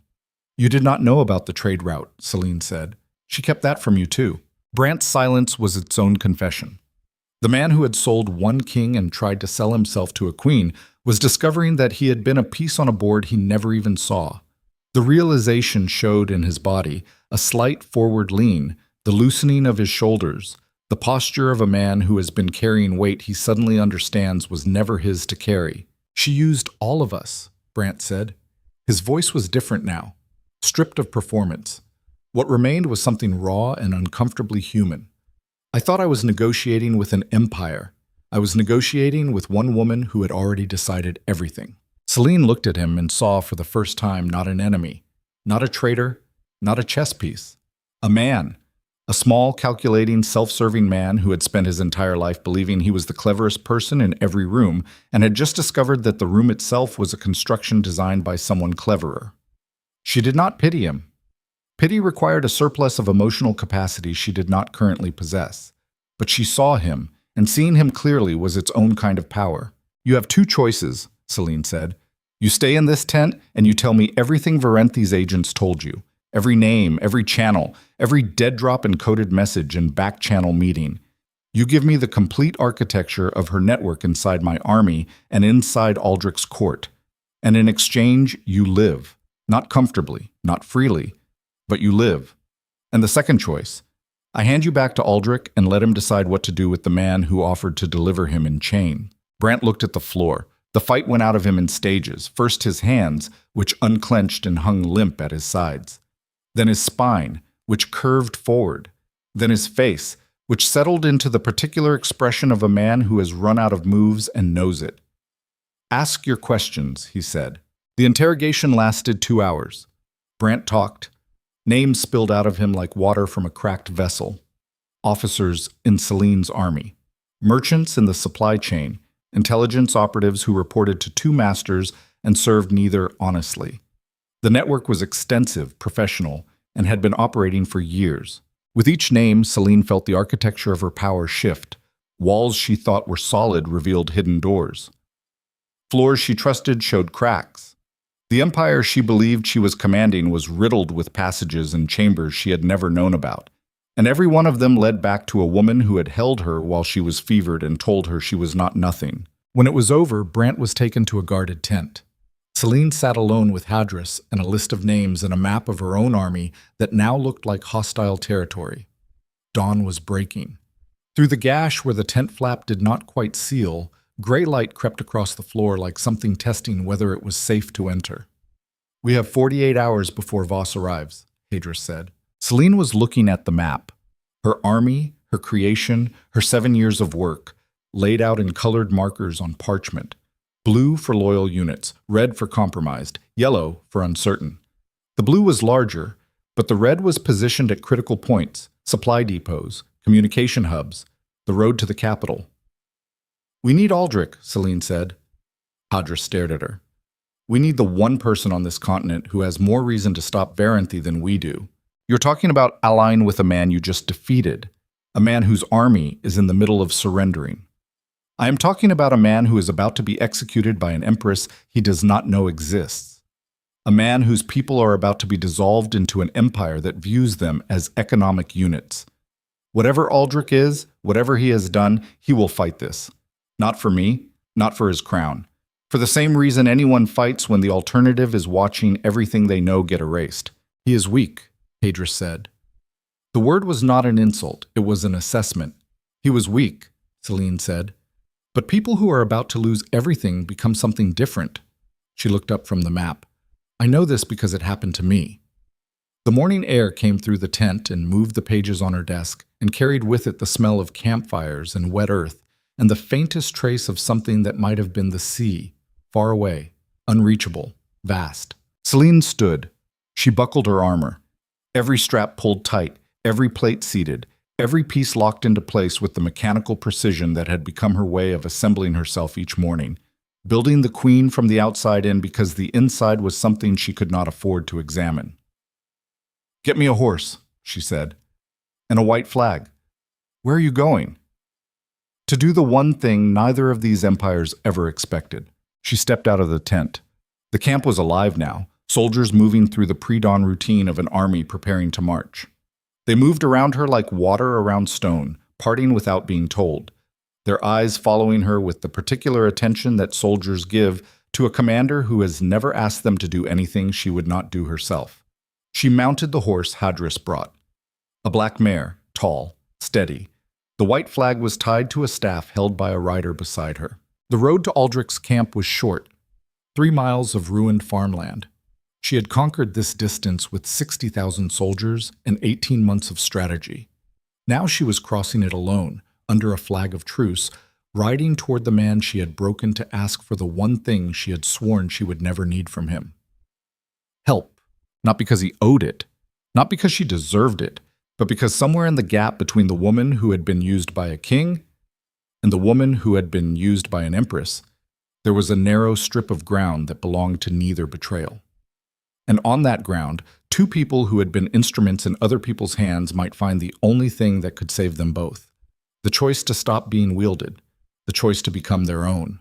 The mare's hooves struck the hard-packed road in a rhythm that sounded like a heartbeat, and ahead, in the gray light of a morning that smelled like the end of everything familiar, the broken banners of Aldrich's camp appeared on the horizon, like the outline of a question that had no safe answer. Aldrich saw the white flag before he saw the rider, a single point of pale fabric against the gray morning, moving across the ruined farmland with a speed that suggested urgency rather than ceremony. He was standing at the edge of what remained of his camp, watching the last of his soldiers file toward the collection points, where Celine's logistics teams were processing the surrender, when Torin appeared at his shoulder, rider from the east, white flag, alone. Aldrich squinted against the early light. The figure was too far to identify, but the horse was military. The posture was straight, and something about the way the rider moved through the landscape, not around obstacles but directly through them, told him who it was before his eyes could confirm it. "That is her," he said. Torin's hand went to his sword. "Your Grace, she is under a flag of truce, and she is alone. Whatever this is, it is not an attack." The mare came to a halt 30 yards from the perimeter. Celine dismounted without waiting for anyone to approach. She handed the reins to no one, let the horse stand, and walked directly toward the camp entrance with the stride of a woman who has stopped caring about protocol, because protocol has stopped being relevant to the situation at hand. The soldiers at the perimeter froze. These were men who had spent months fighting the army she commanded. Men who had watched friends die under arrows launched by her order. And here she was, alone, walking into their camp at dawn with nothing but silver armor and the kind of authority that does not require an army to enforce, because it lives in the spine and the jawline and the way the air seems to rearrange itself around a person who has decided they are going exactly where they intend to go. "Let her through," Aldrich said. Marin appeared from somewhere, half-dressed, her hair loose. She took one look at Celine walking through the camp and fell into step beside Aldrich with the particular alertness of a soldier who recognizes the difference between a visit and an emergency. "She is not here to collect your surrender," Marin said quietly. "She already has that. Something happened." Aldrich said nothing. He watched Celine approach and tried to read her face and found nothing. The same impenetrable surface she had shown him at both parleys. But there was something different in the way she moved, a tension in the shoulders that had not been there before, a rigidity in the neck that suggested she was holding something in place by force of will alone. She stopped 10 feet from him, close enough to speak without being overheard, close enough to see the dark circles under her eyes that the armor could not hide. "I need to speak with you," she said, "now, in private." Aldrich looked at her. The woman who had brought his kingdom to its knees was standing in his camp, asking for a private audience. The mathematics of that did not add up to anything he could calculate from the information he had. "My tent," he said. They walked through the camp in silence. Every soldier they passed stopped what they were doing. The scene was surreal. The conquered king and the conquering queen walking side by side through a camp full of men who had been killing each other 48 hours ago. No guards, no formality. Two people moving with the shared urgency of a crisis that had not yet been named. Inside the tent, the gash in the wall still let in cold air. Celine looked at it, looked at the sparse furnishings, the cot, the trunk, the single lantern. On the cot, the book of verse she had returned to him lay exactly where he had placed it. Her eyes touched the book for a fraction of a second, then moved away. Aldrich dismissed Torin with a look. The guard hesitated, every instinct in his body screaming against leaving his king alone with the most dangerous person on the continent. But he went.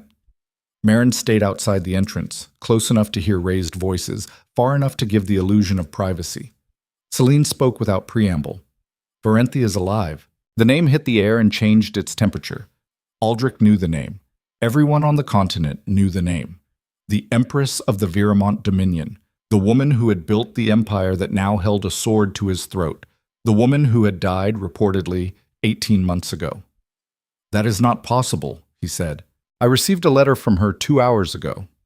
In her hand. With her seal.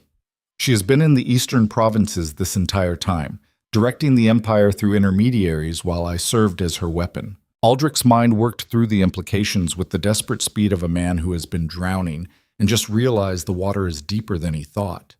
If Varenthi was alive, the power structure he had surrendered to was not the one he thought it was. Celine was not the apex. She was a layer. Beneath her was something older, harder, and far more dangerous. "What does she want?" he asked. "Everything. Your kingdom dissolved.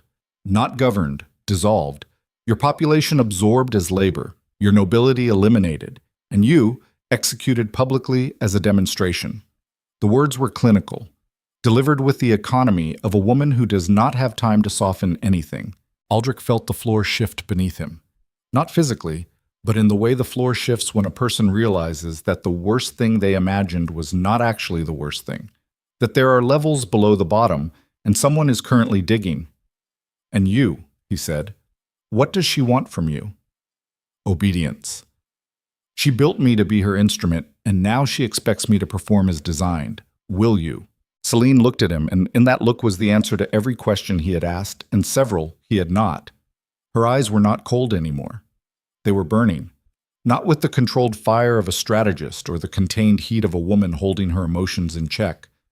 They were burning with the raw, devastating clarity of a person who has been betrayed twice by the two people she trusted most in the world and has decided, in the space between the second betrayal and this moment, that the next person who tries to use her will discover that the blade they sharpened can cut in any direction. "If I intended to obey her," she said, "I would not be standing in your tent." The silence that followed was the first honest silence between them since the war began. Not the loaded silence of a negotiation, not the punishing silence of a woman denying a man her anger. An actual silence, the kind that exists between two people who have suddenly realized they are standing on the same sinking ground. Aldrich sat on the edge of his cot, not because his legs gave out, because standing felt like a performance and he was finished performing. "You came to me for help," he said. "I came to you because in 48 hours, a man named Lord Castellan Voss will arrive with Varenthi's authority and orders to do things I will not allow. I have 40,000 loyal soldiers and 20,000 who answer to her. I have a command structure that is compromised and an intelligence network I can no longer trust. And I have a civilian population, your people, that I promise to protect and that she considers disposable." She paused. Her breathing was controlled but faster than normal. A detail so small it would be invisible to anyone who had not spent 2 years memorizing the rhythm of her body. "I did not come here because I forgive you," she said. "I did not come here because I need you to save me.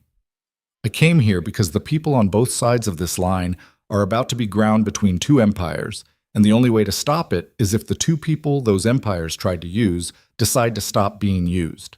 Aldrich looked at the book on his cot, the book she had given him, the book she had returned.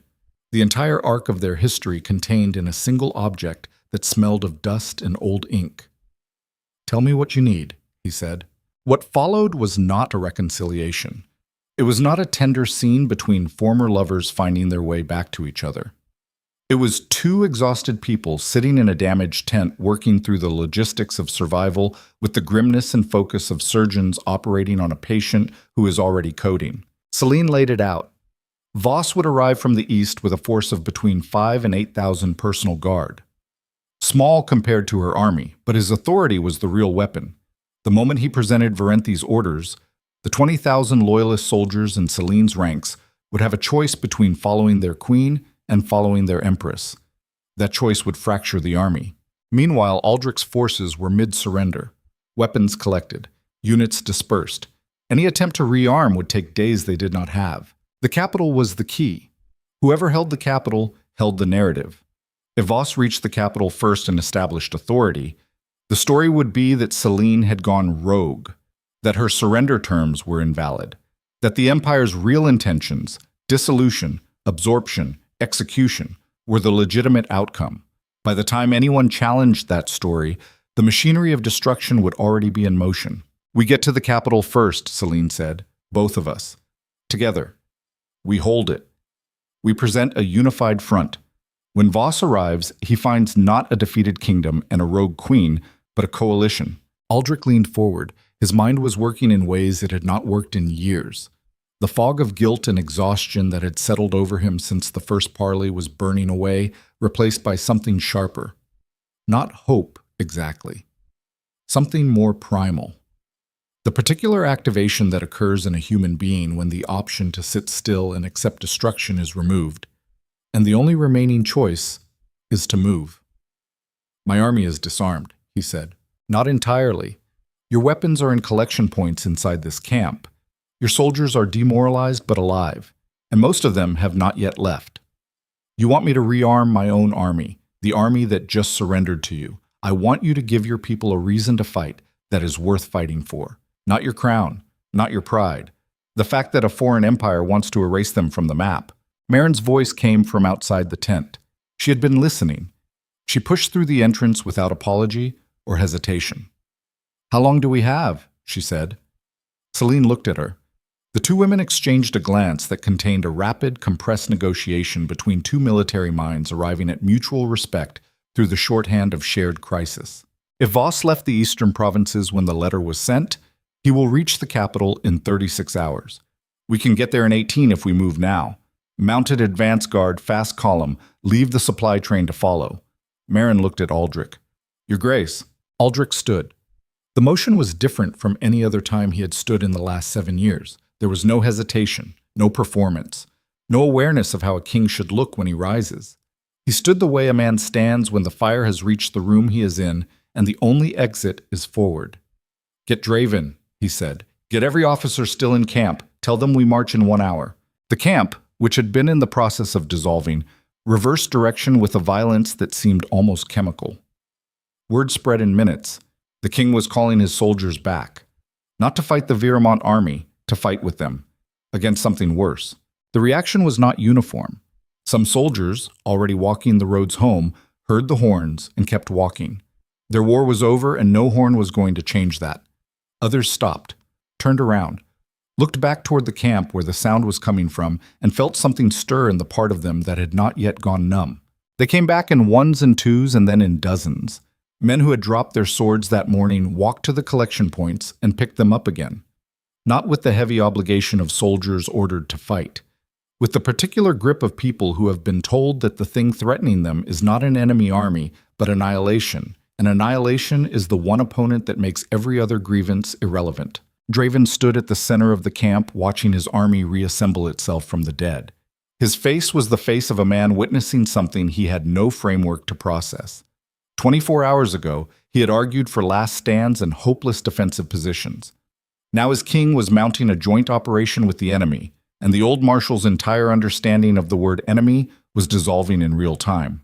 Aldrich found him. "Marshal, I need cavalry. Every mounted soldier we have. We ride in 45 minutes. Draven looked at him. "Your Grace, He stopped. looked at the soldiers arming themselves, looked at the eastern horizon where Celine's army was visible as a dark line against the brightening sky. What changed? Everything, Aldrich said. And then, because Draven had given 40 years and deserved more than a single word. The empire that just defeated us was itself a weapon held by someone who intends to destroy everything. Our kingdom, their army, every person on both sides. The woman who beat us is the only one trying to stop it, and she cannot do it alone. Draven absorbed this. The calculation on his face was visible, a career soldier processing new variables and reaching a conclusion that his pride resisted but his experience confirmed. How many cavalry can you give me, Marshal? Draven straightened. Every reflex of 4 decades of service clicked into place. 1,800, mounted and ready in 30 minutes. Another 600 within the hour if you need infantry support. 1,800 cavalry. 6 months ago, he had commanded 12,000. The mathematics of loss were staggering, but the mathematics of what remained were enough. Enough to move, enough to hold a city gate, enough to stand beside an army that had been trying to kill them and look like something other than a target. The column formed in the gray light of a morning that was already aging too fast. Celine's loyal divisions, 40,000 soldiers moving with the terrifying efficiency she had instilled in them, merged with Aldrich's reformed cavalry in a configuration that had no precedent in the military history of the continent. 2 armies that had been at war became one column moving west toward a capital that neither fully controlled. Celine rode at the front. Aldrich rode beside her. The image alone was enough to send shockwaves through every soldier who saw it. The queen in silver armor and the king in battered steel, side by side, their horses matching stride for stride. Behind them, banners of both nations flew from the same line, the colors mixed and chaotic and carrying the particular beauty of things that should not exist together but do. Meryn rode behind them with Hadris. The two had exchanged exactly 12 words since meeting. 9 of those words were tactical. The other 3 were Hadris asking Meryn if she had eaten, Meryn saying no, and Hadris handing her a ration bar without comment. The alliance at the officer level was forming the same way it was forming everywhere else. Not through ceremony or trust, but through the shared recognition that survival makes allies of anyone standing on the same side of the flood. They rode hard. The road to the capital was 18 miles of broken terrain, damaged bridges, and villages that had been evacuated or abandoned during the war. Every mile revealed more evidence of what the conflict had cost. Burned farmhouses, dead livestock rotting in fields, a bridge over a narrow river that had been demolished and hastily rebuilt with timber so green it still had leaves. Aldrich saw all of it. Every destroyed building was an indictment. Every empty village was a verdict. These were his people, his responsibility. And while he was fighting a war he could not win, they had been losing everything they had. He rode past a village that had been reduced to foundations and ash. A single wall stood, the remainder of what had been a 2-story home. On the wall someone had painted 4 words in white that were visible from the road. Where was the king? He did not look away. He let his eyes stay on the words as he passed, and he absorbed them the way a body absorbs a blow, with the understanding that the pain is not the enemy. The pain is information. And the information was telling him that the man he had been was not capable of what the next 24 hours required. That man had to die. Not literally, but in every way that mattered. The king who ignored his people while his court stole from them, the king who sacrificed love for a crown that was never worth its weight. That man had to be abandoned on this road like the burned villages and the dead livestock and the demolished bridges. Left behind, not mourned. What rides forward is what survives. That was not a philosophy. It was not a motto. It was the operating principle of every living thing that has ever faced extinction and chosen to change rather than disappear. The lizard drops its tail. The wolf chews through the trap. The man on the horse rides past the wall that condemns him and does not turn around because turning around is the one luxury that the dying cannot afford. Celine rode in silence. Her mind was running scenarios at the speed of someone who has been trained to see 12 moves ahead and is now contending with a board that keeps adding pieces. Voss. The loyalist commanders. The capital's civilian population. The logistics of holding a city with a hybrid army that has never trained together. Each variable was a thread in a web that grew more complex with every mile. Hadris pulled alongside her. The 3rd and 7th Divisions are holding formation, he said, but General Kyle's 9th is lagging. His officers are asking questions. What kind of questions? The kind that start with, why are we marching alongside the enemy, and end with who authorized this. Kyle was one of the uncertain commanders. Not a confirmed loyalist to Varenthi, but not reliably Celine's either. A pragmatist. A man who would follow whoever appeared to be winning and was currently trying to figure out which direction to face. Pull Kyle forward, Celine said. Put him beside me where he can see what is happening. Uncertainty is a disease that spreads in the rear. Bring him close enough to understand and he will either commit or reveal himself. Either outcome is useful. Hadris nodded and dropped back. Aldrich watched the exchange.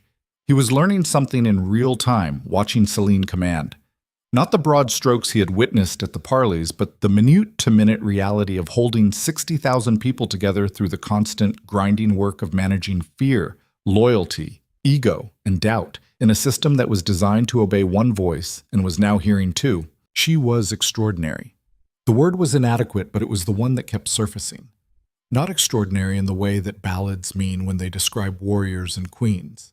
Extraordinary in the way that a surgeon is extraordinary, or an engineer, or anyone who takes a system of impossible complexity and makes it function through precision and will and the refusal to allow any single component to fail. He had never been capable of this. The honest acknowledgement of that fact produced not shame, but something stranger. Relief. The relief of a man who has been pretending to be something he is not and has finally been given permission, by circumstance, by crisis, by the sheer impossibility of maintaining the lie any longer, to stop. The capital appeared on the horizon at midday, a gray sprawl of walls and towers rising from a plain that had once been green and was now the color of exhaustion. The city looked diminished from this distance, smaller than he remembered. The walls were intact, but the smoke rising from within told a story of internal decay that made the external damage irrelevant. Celine reined up. The column halted behind her in a ripple of movement that traveled backward for half a mile. She studied the city. Her eyes moved across the walls, the gates, the towers, with the particular attention of a person reading a text they have memorized and are now checking for alterations. The eastern gate is closed, she said, but the southern gate is open. Civilian traffic, normal patterns. Aldrich looked. She was right. The southern gate showed the expected flow of people, carts, merchants, the ordinary business of a city that did not yet know what was coming. Voss will approach from the east, Celine said. His force will take the eastern road because it is the fastest route from the provinces. If we hold the eastern gate and control the interior, he arrives to find a locked door. And if the loyalist commanders inside your army open it for him, then we fight on two fronts, inside and outside, and we lose. The flatness of the statement was its own kind of courage. She was not pretending the situation was better than it was. She was mapping it in real time and showing him the terrain without decoration. Marin rode forward. I know this city. Every street, every alley, every sewer grate. I grew up here. If you need positions held inside the walls, I can place soldiers where they need to be before anyone knows they are there. Celine looked at her. The two women exchanged another of those compressed glances that seemed to contain entire conversations. Do it, Celine said. Take 100 of Aldrich's soldiers, people who know the city. Secure the eastern gate from the inside. Barricade the mechanism.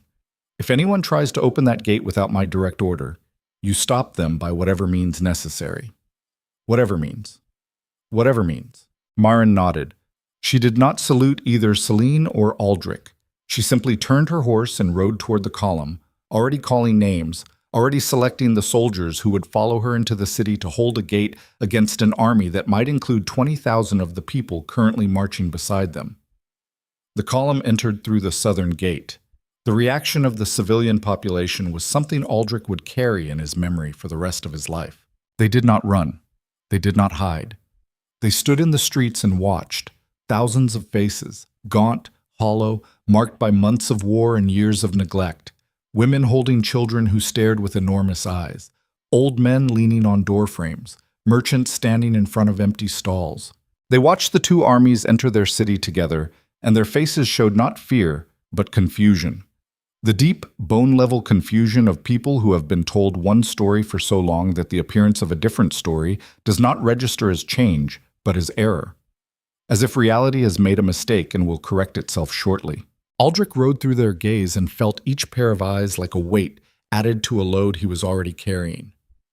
These were his people, the ones he had failed, the ones who painted "Where was the king" on burned walls. They were looking at him now, and he could see the question in their faces, the same question that had been on that wall. He rode with his back straight and his eyes forward and did not wave, did not smile, did not perform. The time for performing was over. What he owed these people was not a show. It was a result. The throne room of the Capitol Palace was colder than he remembered. The windows had been broken during a riot 2 months ago, and no one had replaced them. Wind moved through the space carrying dust and the smell of a city that had been poorly managed for too long. The throne itself sat on its raised platform, heavy and ornate, and somehow smaller than it had seemed when he sat in it. Celine entered the room and stopped. Her eyes went to the throne and stayed there. The silver armor caught the light from the broken windows, and for a moment she was illuminated in a way that made her look less like a person and more like a monument. Something carved from the same stone as the room itself. Aldrich watched her look at the throne. He knew what she was seeing, not a chair, a symbol. The symbol of everything that had been taken from her in this building, on this floor, in the corridors that branched off this room like arteries carrying the blood of a system that had used her and discarded her. She did not sit on it. She turned away from it and walked to the window overlooking the eastern approach. Hadris arrived with reports. Marin had secured the eastern gate. Her soldiers were positioned along the interior mechanism, and the gatehouse was locked from inside. The loyal divisions were filing into the city, taking positions Celine had designated on a map she seemed to have drawn from memory. Kael's uncertain 9th Division was placed on the western wall, far from the eastern gate, close enough to be useful, far enough from Voss's approach to limit the damage if they turned. The 3 loyalist commanders, the ones Brandt had named, were summoned to the throne room. They arrived expecting a routine briefing. They found Celine standing at the window, Aldrich standing near the empty throne, Hadris at the door, and 40 soldiers in the corridor outside. Celine did not look at them when she spoke. General Morath, Colonel Severin, Commander Tallis. You have been in communication with Empress Varenthi through channels that bypassed my intelligence network. This is not an accusation. It is a fact established by corroborating testimony and documented evidence. The 3 men reacted differently. Morath, the oldest, a weathered man with dead eyes, did not react at all. Severin, younger, sharper, went pale. Tallis, a compact man built like a battering ram, took a half-step backward and found Hadris standing behind him. You have a choice, Celine continued. She turned from the window.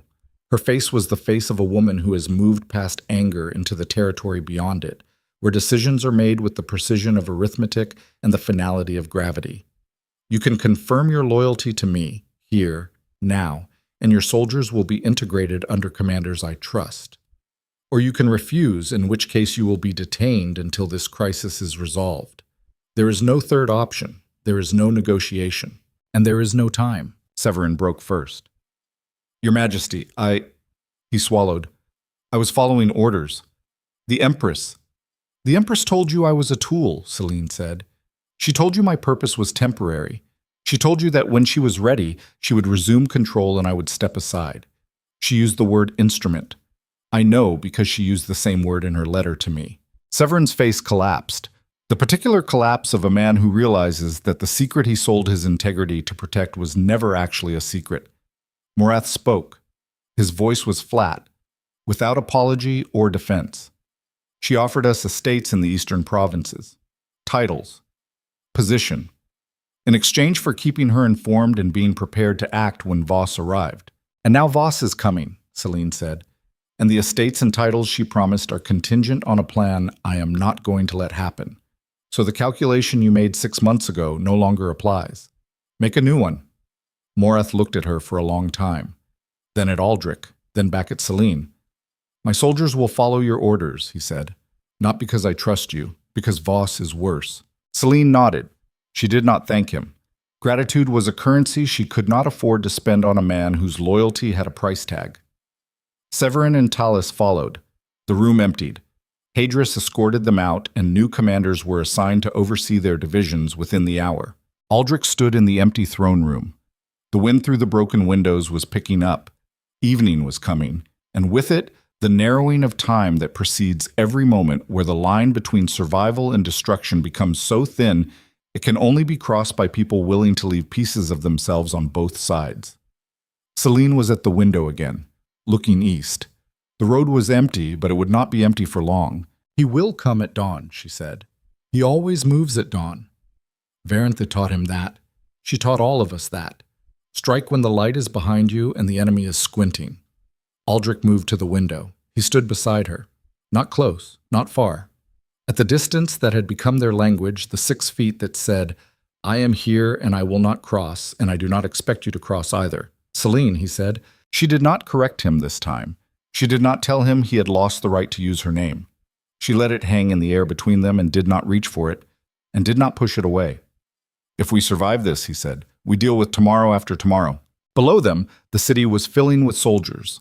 2 armies becoming one organism in the streets and on the walls, and in the alleys where Marin's teams were building barricades from overturned carts and broken furniture and whatever else a city offers when its people decide to hold their ground. The night came fast and dark and without stars. The eastern road disappeared into blackness, and somewhere in that blackness, moving toward them with the precision of a blade designed by the same hand that had designed the woman standing at the window, Lord Castellan Voss and 5,000 of the Empire's most ruthless soldiers were counting the miles to a city that was supposed to be waiting for them with open gates and a king in chains. Instead, the gates were sealed. The city was armed, and the 2 people Varanthe had spent 7 years manipulating were standing side by side in a throne room neither of them owned, waiting for the dawn that would decide whether everything they had suffered and everything they had lost would amount to a future or a footnote. Celine's hand rested on the windowsill. Aldrich's rested 6 inches away. The space between them was the same space that had been between them since the first parley. 6 feet, 6 inches. The distance changed, but the gap remained. Neither of them closed it. Neither of them moved away. And in the east, the first gray thread of light appeared on the horizon like a crack forming in the wall of the night. And behind that crack, the sound of 5,000 boots hitting packed earth in perfect unison grew louder with every passing second. The dawn came the color of a bruise, purple bleeding into yellow, bleeding into a gray that settled over the capital like a hand pressing down on a wound. The light moved across the rooftops first, then down the walls, then into the streets where soldiers from 2 armies stood shoulder to shoulder at barricades they had built together in the dark. Aldrich had not slept. He stood on the eastern battlement with Torin and Draven, looking down the road that stretched from the city gate to the horizon. The road was straight. The road was empty. The road would not be empty for long. Below him, inside the gate, Marin soldiers held their positions. 100 men and women wedged into the gatehouse and the surrounding structures, packed tight into the mechanism housing, their bodies pressed against the gears and chains that controlled the massive iron doors. They had been there since yesterday afternoon. Some had dozed standing up. None had left. Marin herself stood on the gate platform with a crossbow she had taken from an armory that technically belonged to an army that technically no longer existed. The weapon was heavy and old, and she held it the way she held everything, with the matter-of-fact competence of a person who does not romanticize tools, only uses them. The sound came before the sight, a low vibration that entered through the feet before it reached the ears. Rhythmic, mechanical, the pulse of thousands of boots striking earth in unison, transmitted through the stone of the road and up through the walls of the city and into the bones of every person standing on them. Celine appeared on the battlement. She had not slept either. The silver armor was immaculate because Celine treated the maintenance of her equipment as a form of discipline, and discipline was the only thing that had kept her upright through a night spent dismantling everything she thought she knew about the empire she served. She stood beside Aldrich. The 6-foot distance had become something else during the night. Not closeness, not distance. A border. Acknowledged by both sides. Respected. Uncrossed. They watched the road together.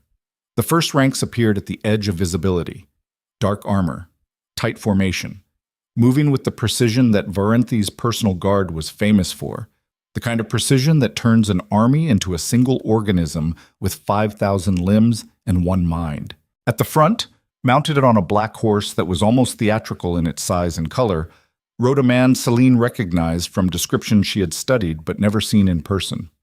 Lord Castellan Voss, tall, angular, with a face that seemed to have been designed by someone who found the concept of expression wasteful.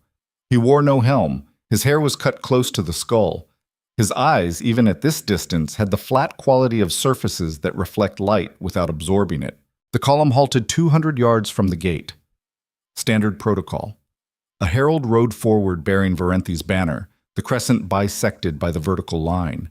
The herald stopped beneath the wall and looked up. By order of Empress Varenthi of the Viremont Dominion, the herald called out, his voice trained to carry. Lord Castellan Voss requests entry to assume administrative authority over the occupied territory. The gates will be opened immediately. Silence from the wall. The herald waited, the trained patience of a man accustomed to gates opening at the sound of his voice. Celine stepped to the battlement edge. She was visible from below, the silver armor catching the weak dawn light. She stood perfectly still and let the image do the work. The queen, on the wall, not below it, not behind it, on it. The herald recognized her. His posture shifted, a minute adjustment that betrayed the gap between what he expected and what he found. Your Majesty, the herald said. His voice carried a careful recalibration. Lord Castellan Voss carries the Empress's direct authority. He requests— I heard the request, Celine said. Her voice was not raised. It did not need to be. It carried the way a blade carries, by being sharp enough that volume is irrelevant.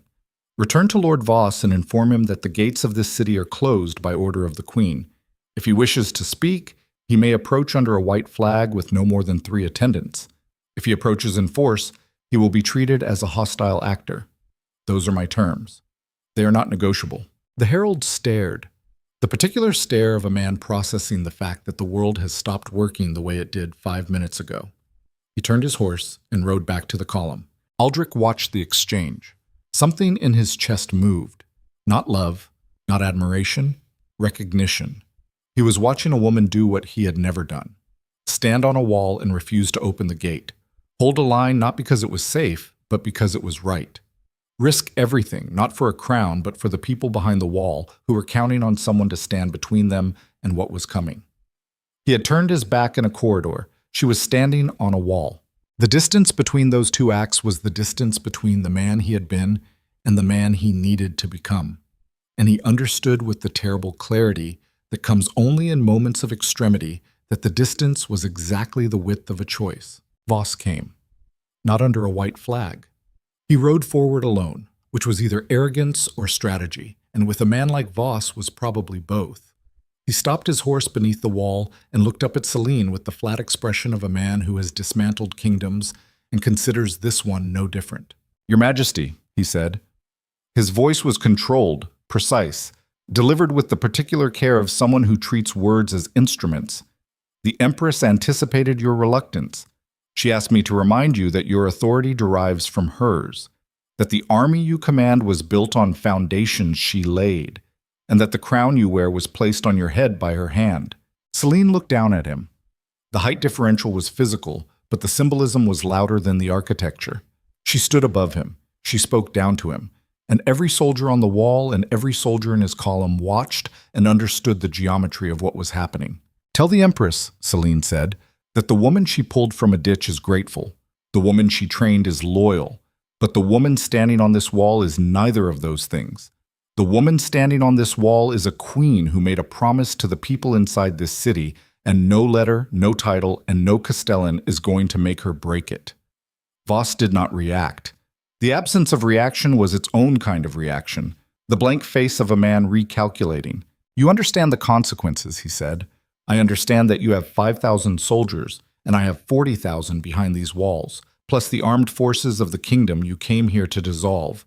I understand that you expected open gates and a cooperative instrument, and I understand that you are currently sitting on a horse beneath a wall full of people who will not let you pass. Those are the consequences I understand. Do you understand yours? Voss looked at the wall, at the soldiers standing on it, at the banners of 2 nations flying side by side, at Aldrich, who stood 3 paces from Celine in his battered armor with his sword on his hip and his eyes locked on the man below. Then Voss did something unexpected. He smiled. Not warmth, not humor. The smile of a man who has played this game many times and knows that the opening move is never the last. He turned his horse and rode back to his column. Within the hour, the column repositioned. Not a retreat, a deployment. Voss spread his 5,000 soldiers in a semicircle around the eastern approach, establishing a perimeter that cut off the road and the surrounding terrain. A siege posture. Patient. Professional. Hadris found Celine in the throne room, where she was coordinating with Marin and Draven and 6 other officers. "He is not going to assault the walls," Hadris said. "He does not need to. He will wait. He will send messages to every loyalist in your army. He will offer promotions, estates, amnesty. He will erode the coalition from the inside. And he has something we do not have. Time. Every day we are trapped in this city, the civilian population eats through our supplies. He does not need to break the wall. He just needs to starve us into opening the gate." Celine knew this. She had known it since the moment Voss deployed into siege position. The math was merciless. 40,000 soldiers plus a civilian population of 100,000. Supply reserves measured in weeks, not months. And a besieging force that could afford to wait because its supply lines stretched back to an empire that had never stopped producing. She needed the siege to end before it began, not in days, in hours. She turned to Aldrich. "Your people," she said. "The civilians. What do they think of you right now?" Aldrich met her eyes. "They think I am the man who failed them, the man who let the court steal their food and their future while he fought a war that served no one." "Good," Celine said. Every person in the room looked at her. "That is exactly what I need them to think, because in 1 hour you are going to stand on the steps of this palace and tell them the truth. All of it, every corrupt deal, every stolen grain shipment, every decision you made that put your crown above their lives. You are going to give them the confession they deserve." Aldrich felt the words land in his stomach like stones. The truth. All of it. Not the diplomatic version. Not the curated narrative of a king managing his legacy. The raw, uncut, merciless truth of a man who chose badly and let everyone around him pay for it. And then, Celine continued, "You are going to tell them what is outside their walls. An empire that wants to dissolve them. A Castellan who has erased 4 provinces from the map. And you're going to ask them to decide for themselves what they want to do about it. You want me to give them a choice. I want you to give them what no one ever gave me, the truth and the power to act on it." The silence in the room was the silence of people watching a foundation being poured. Not dramatic, not cinematic, just the heavy, essential work of building something that needs to hold weight. Aldrich stood on the palace steps 1 hour later. Below him, the central square had filled with people, not soldiers, citizens. The gaunt, exhausted, frightened population of a capital that had been through a war and a surrender and now faced something worse. He looked at them. A sea of faces, old, young, damaged, waiting. He had never spoken to his people directly. In 7 years of rule, every communication had been filtered through heralds and proclamations and the careful language of a court designed to insulate the king from the people he governed. He had never stood on these steps and looked into these faces and spoken as a man instead of a title. His mouth was dry. His hands were shaking. He pressed them against his thighs and felt the tremor transfer into his legs and made himself stand straight anyway because the shaking was not weakness. The shaking was the body's honest response to the act of becoming someone new. And becoming someone new is the most violent thing a person can do to themselves. He spoke. He told them about Ashford and Greer and the years of stolen grain. He told them about the inflated war budgets and the phantom supply contracts and the noble families who built estates on money that should have fed the people standing in this square. He told them about Brant, about the man who was supposed to protect the king and instead offered to sell him. And then he told them about Celine, not the queen, not the enemy commander, the woman, the one he loved, the one he sent away because men in expensive clothes told him she was a liability, the one who survived and became everything he was not. He told them about the corridor, about the white gown, about the screaming, about the moment he turned his back. The square was silent, not the performative silence of an audience, the real silence of people hearing something they recognize, the sound of a truth that has been felt before it was spoken. 7 years ago, Aldrich said, I chose my crown over the person who loved me. Every disaster that followed grew from that choice. The war, the starvation, the corruption, all of it traces back to a man who was too afraid to be decent. His voice cracked. He let it crack. He did not clear his throat. He did not compose himself. He stood in the crack and spoke from inside it. Outside these walls, there is an army sent by an empire that considers you expendable. They do not want to govern you. They want to absorb you. Your names, your homes, your history, all of it erased in service of a trade route. The woman standing on that wall is the only person trying to stop it, and she is doing it because she made you a promise she intends to keep, even though the empire she served told her not to. He paused. The faces below him were changing, not softening, hardening. The particular hardening of people who have been told a truth that gives their suffering a shape and a target. I cannot give you back what was taken, Aldrich said. I cannot undo the years. I cannot bring back the dead or fill the empty granaries or rebuild the villages. But I can stand here and tell you the truth and ask you to decide for yourselves what happens next. Not as my subjects. I have not earned that. As people. Free people who deserve to choose. The silence held for 3 more seconds. Then a sound began in the back of the crowd. Not cheering, not applause. A murmur, low, building.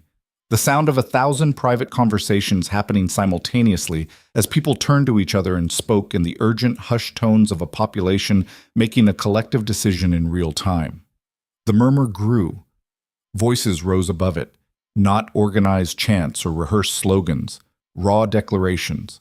Hold the city, seal the gates, fight. The sound swelled until it filled the square and bounced off the palace walls and carried over the rooftops to the battlements where Celine stood listening. The sound of 100,000 people choosing to resist. Celine closed her eyes. 1 second, 2. When she opened them, they were clear. What happened next was not a battle. It was a siege that lasted 9 days and ended not with a charge, but with a calculation. Voss held his perimeter. His soldiers dug in. His messengers ran through the night carrying offers to every officer they could reach inside the walls. Some of those offers were accepted. 300 soldiers deserted over the wall on the 4th night, 600 more on the 6th. Each loss was a wound, but the body behind the wall was larger than the bleeding, and the civilian population, the people Voss had planned to erase, filled the gaps. They filled them with everything they had. Merchants carried supplies to the wall. Blacksmiths repaired weapons. Women organized water distribution systems that were more efficient than anything Aldrich's army had ever managed. Children carried messages between posts because they could move through alleys too narrow for adults. The city became a single organism with 100,000 cells, each one performing its function with the desperate efficiency of a living thing that has been told it is scheduled for extinction and has decided to disagree. On the 7th day, Celine sent a message to Voss. It contained a single page. On it, a detailed accounting of the Empress's true purpose for the war, the trade route, the dissolution plan, the elimination orders. Below it, the names and testimonies of every loyalist who had confessed. And at the bottom, a statement signed by Celine, by Aldrich, by Marin, by Hadris, by Draven, by Commander Lyra, and by 47 other officers from both armies. The statement was brief. The coalition rejects the authority of any ruler who treats human life as an economic input. The gates remain closed. The people remain free. Any attempt to change this will be met with unified resistance. Voss read it. His officers read it. And then something happened that Celine had calculated but never allowed herself to expect. Voss's soldiers read it. Not officially. Copies circulated. The way information always circulates when the people carrying weapons start wondering who they are carrying them for. The trade route, the dissolution, the elimination of civilians. The soldiers Varenthi had sent to enforce her will discovered what that will actually contained. On the 9th morning, Voss broke camp. The column reformed, turned east, and marched back the way it had come. Not defeated, not routed. Withdrawn.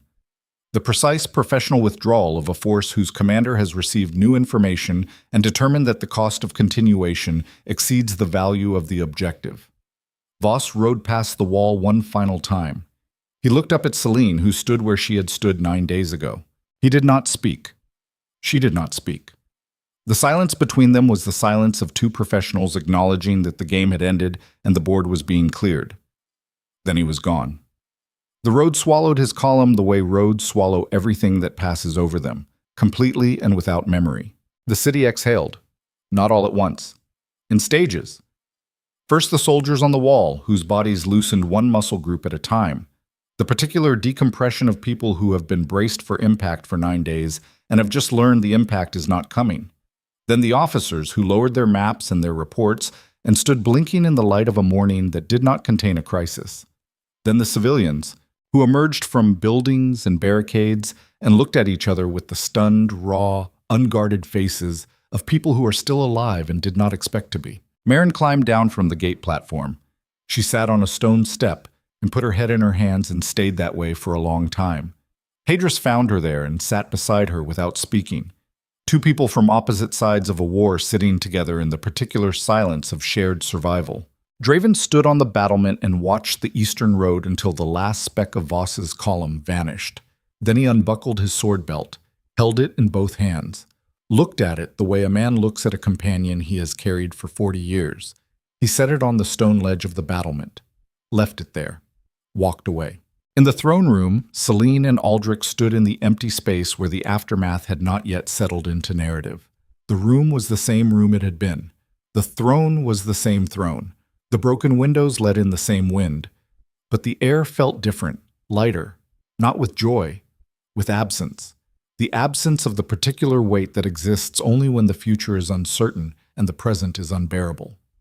Celine looked at the throne. "I am going to dismantle the Viermont authority structure," she said. "Recall the governors. Dissolve the administrative apparatus." Varanthe built. The empire as she designed it ends here. And replace it with what? Something else. Something that does not require an empress pulling strings from the shadows. I do not know exactly what it looks like yet, but I know what it does not look like. It does not look like a system where one person decides who lives and who disappears. Aldrich nodded. And me. Celine turned to face him. The silver armor was dented now, marked by 9 days of wall duty. Her face was thinner than it had been at the first parley. Her eyes were the same winter river color, but something behind them had shifted, not warmed, opened. The slightest widening of a space that had been sealed shut for 7 years. "You made a speech," she said.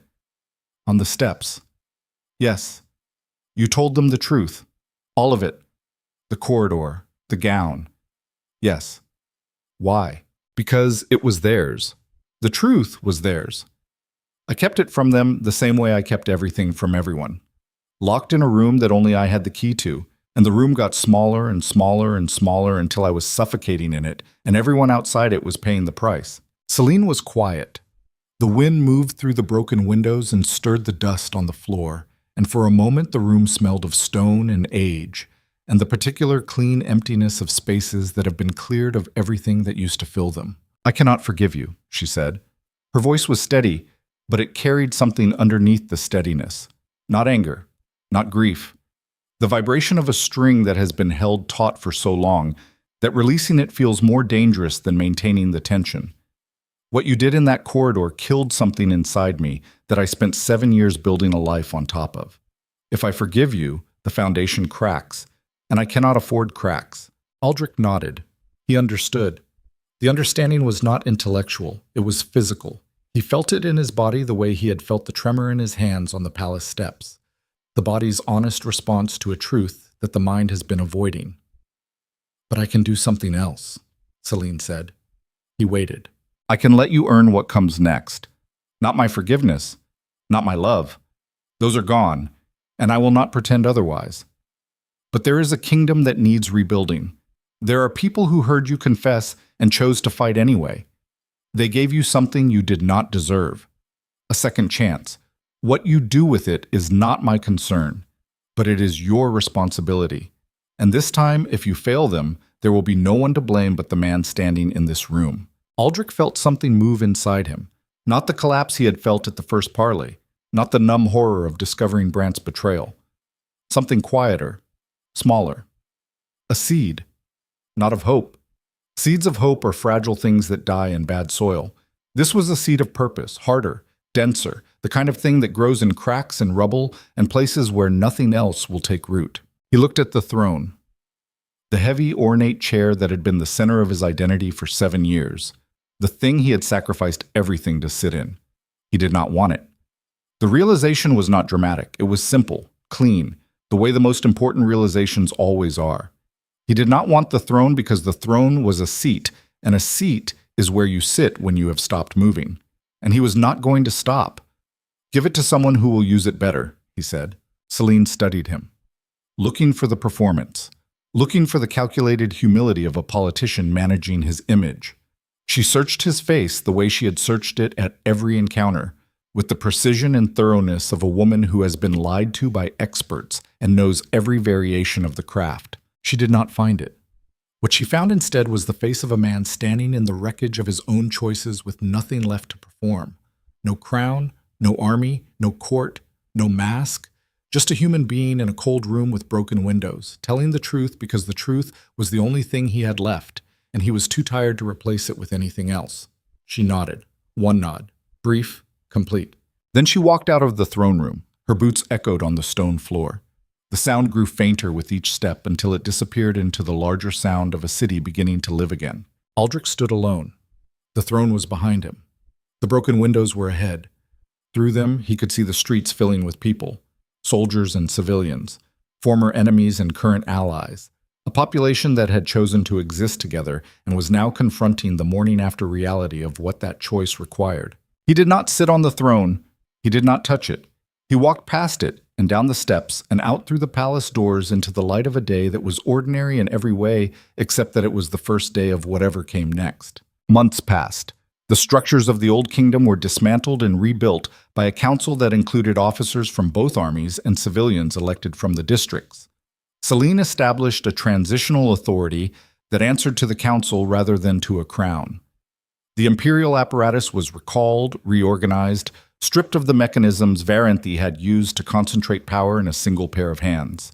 Varanthe herself was never found. Intelligence reports placed her in a dozen different locations, the eastern provinces. A ship headed south, a monastery in the mountains. None of the reports were confirmed.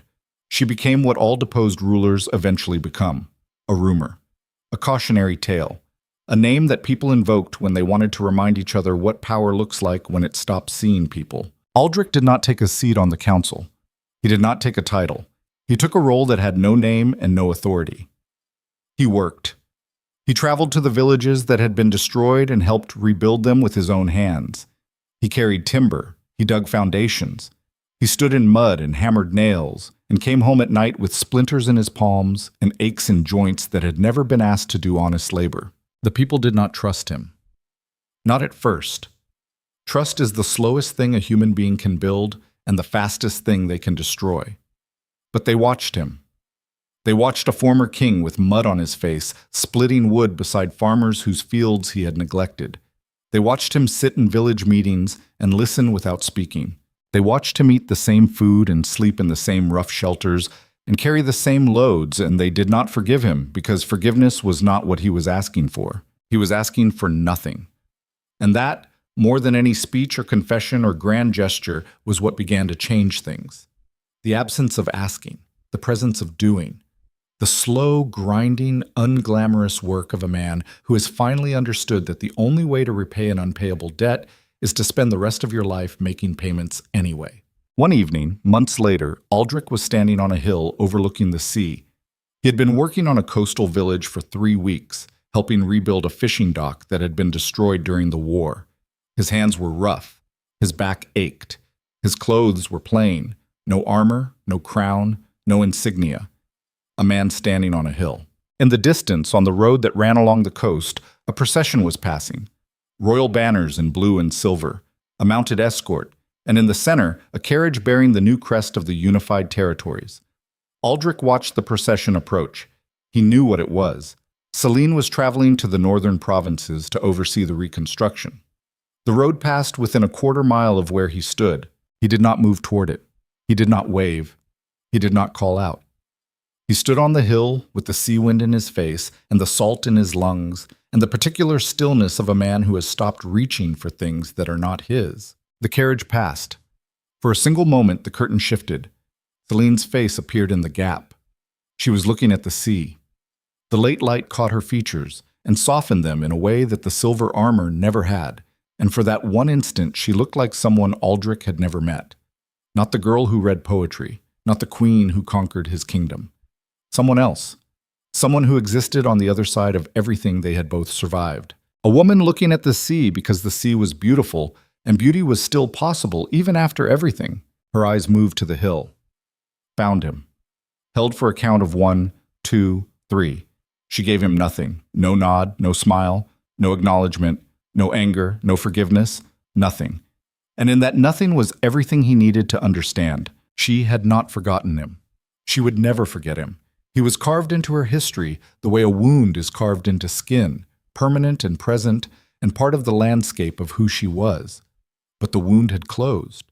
The skin had grown over it, and the woman behind that skin had built a life that was whole and complete and did not require anything from the man standing on the hill. The carriage moved on. The procession followed.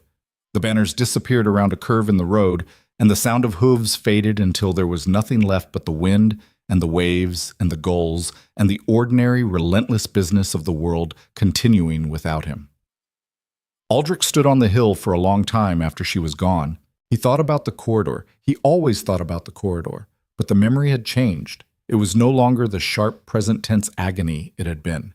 It had become something else, a scar, his own scar. The one he would carry for the rest of his life, not as punishment, but as information.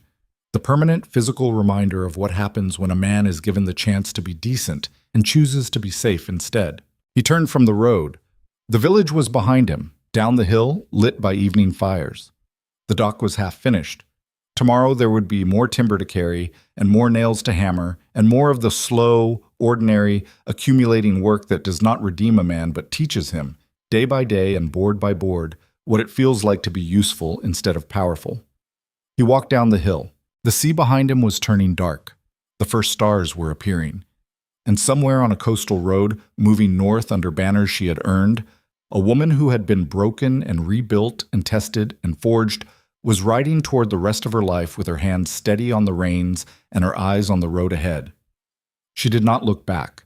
She had learned, years ago, in a torch-lit corridor at midnight, that looking back is what people do when they believe the best of their life is behind them. And Celine Viremont, Queen of the Unified Territories, architect of the only lasting peace the continent had known in a generation, had decided a long time ago that her best was always, always ahead.